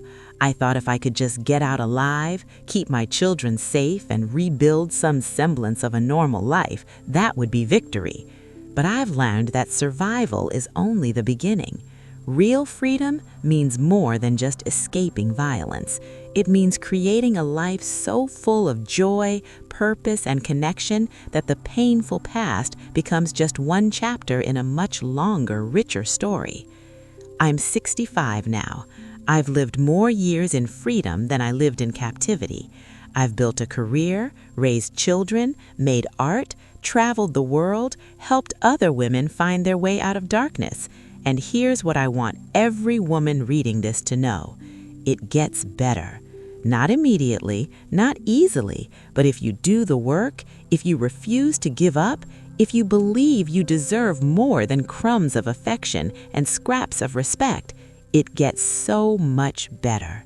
On a quiet Sunday morning in June 2025, Sarah woke up in her apartment, the same apartment she'd fought so hard to keep, the space that had witnessed her transformation from victim to survivor to thriver. Sunlight streamed through her bedroom window. She could hear birds singing outside. The city was just beginning to wake up. Sarah lay in bed for a few minutes, something she allowed herself to do now. No rushing, no fear, just peace. She thought about the week ahead. Lunch with Thomas on Tuesday, babysitting Oliver and James on Wednesday, a photography exhibit opening on Friday where 2 of her pieces would be displayed, coffee with her women's group on Saturday. A full life, her life, chosen, built, protected. Sarah got up, made coffee, and sat on her balcony with her favorite mug, the one Emma had given her that said, "Nevertheless, she persisted," in elegant script. She opened her laptop and checked her email. There were 3 messages from women who'd read her book or seen the documentary. She read each one carefully, responding with encouragement and resources. One message was from a woman named Jennifer who just left her husband after 15 years of abuse. "I'm terrified," Jennifer wrote. "I have 3 kids and barely any money. I don't know how I'm going to do this. But I remembered your story. If you could do it, maybe I can too." Sarah wrote back, "Dear Jennifer, you can do this. It won't be easy. There will be days when you're exhausted and scared and wondering if you made the right choice. But here's what I know. You did. You made the right choice. Your children will grow up knowing that their mother was brave enough to choose safety over familiarity. That's the greatest gift you can give them. Take it one day at a time, 1 hour at a time if you need to. Connect with your local domestic violence organization. Apply for every assistance program you qualify for. Lean on anyone who offers help. Don't be too proud to accept support. We all need it. And most importantly, be patient with yourself. Healing isn't linear. Some days will be better than others. That's okay. You're learning to be a whole new version of yourself, and that takes time. I'm rooting for you. We all are. All of us who've walked this path before you. You're not alone. With love and belief in your strength, Sarah. She hit send, knowing that Jennifer's journey was just beginning, hoping her words would provide even a small measure of comfort. Later that morning, Daniel and Rachel brought the grandchildren over for brunch. Sarah had prepared pancakes, her specialty, and the apartment filled with the happy chaos of children's laughter and sticky syrup hands. After they ate, Claire asked if Grandma could show them the old photo albums. Sarah pulled out the books she'd carefully maintained over the years, pictures documenting her entire journey. There were photos from her first wedding, Sarah so young and hopeful in her homemade dress, photos of Daniel and Emma as babies, photos of the hard years, fewer of those because she hadn't had the energy or resources to document much during that time. But then the photos changed. Sarah graduating from college, Sarah with her children in their first real home, Sarah traveling, Sarah laughing with friends, Sarah holding her grandchildren. The visual story of a life reclaimed. "This is you when you were my age?" Claire asked, pointing to an early photo. "Yes, baby, that's me at 11. You look sad." Sarah studied the photo. herself at 11, already learning to be small, to be quiet, to please others. "I was learning to be afraid," she said honestly, "but I unlearned it later. That's the important part." Claire thought about this. Can I learn to be brave now instead of having to unlearn being afraid? Sarah pulled her granddaughter close. "Yes, sweetheart, that's exactly what you can do, and that's why your grandmother went through everything she went through, so you could start from a different place."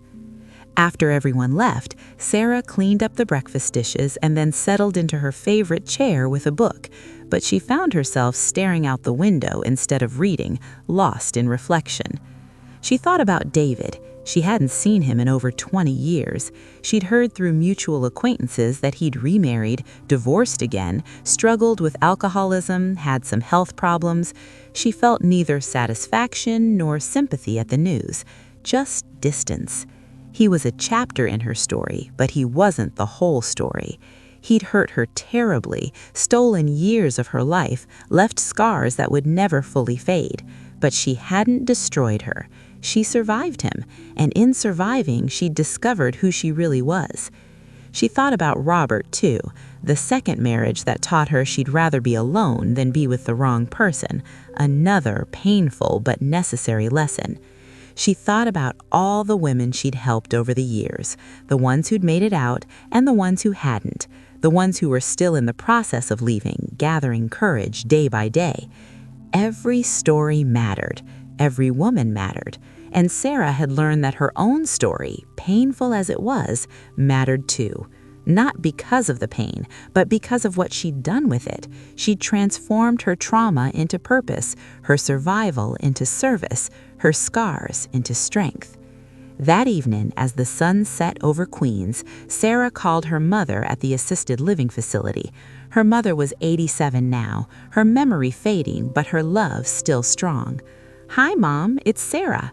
"Sarah? Oh, sweetheart, how wonderful to hear your voice." They talked for 20 minutes about nothing and everything, the grandchildren, the weather, a bird her mother had seen outside her window. Before they hung up, Sarah said, "Mom, I want you to know something. You saved my life. You and Dad and Michael. I couldn't have made it without you." Her mother's voice was soft. "You saved yourself, darling. We just loved you while you did it."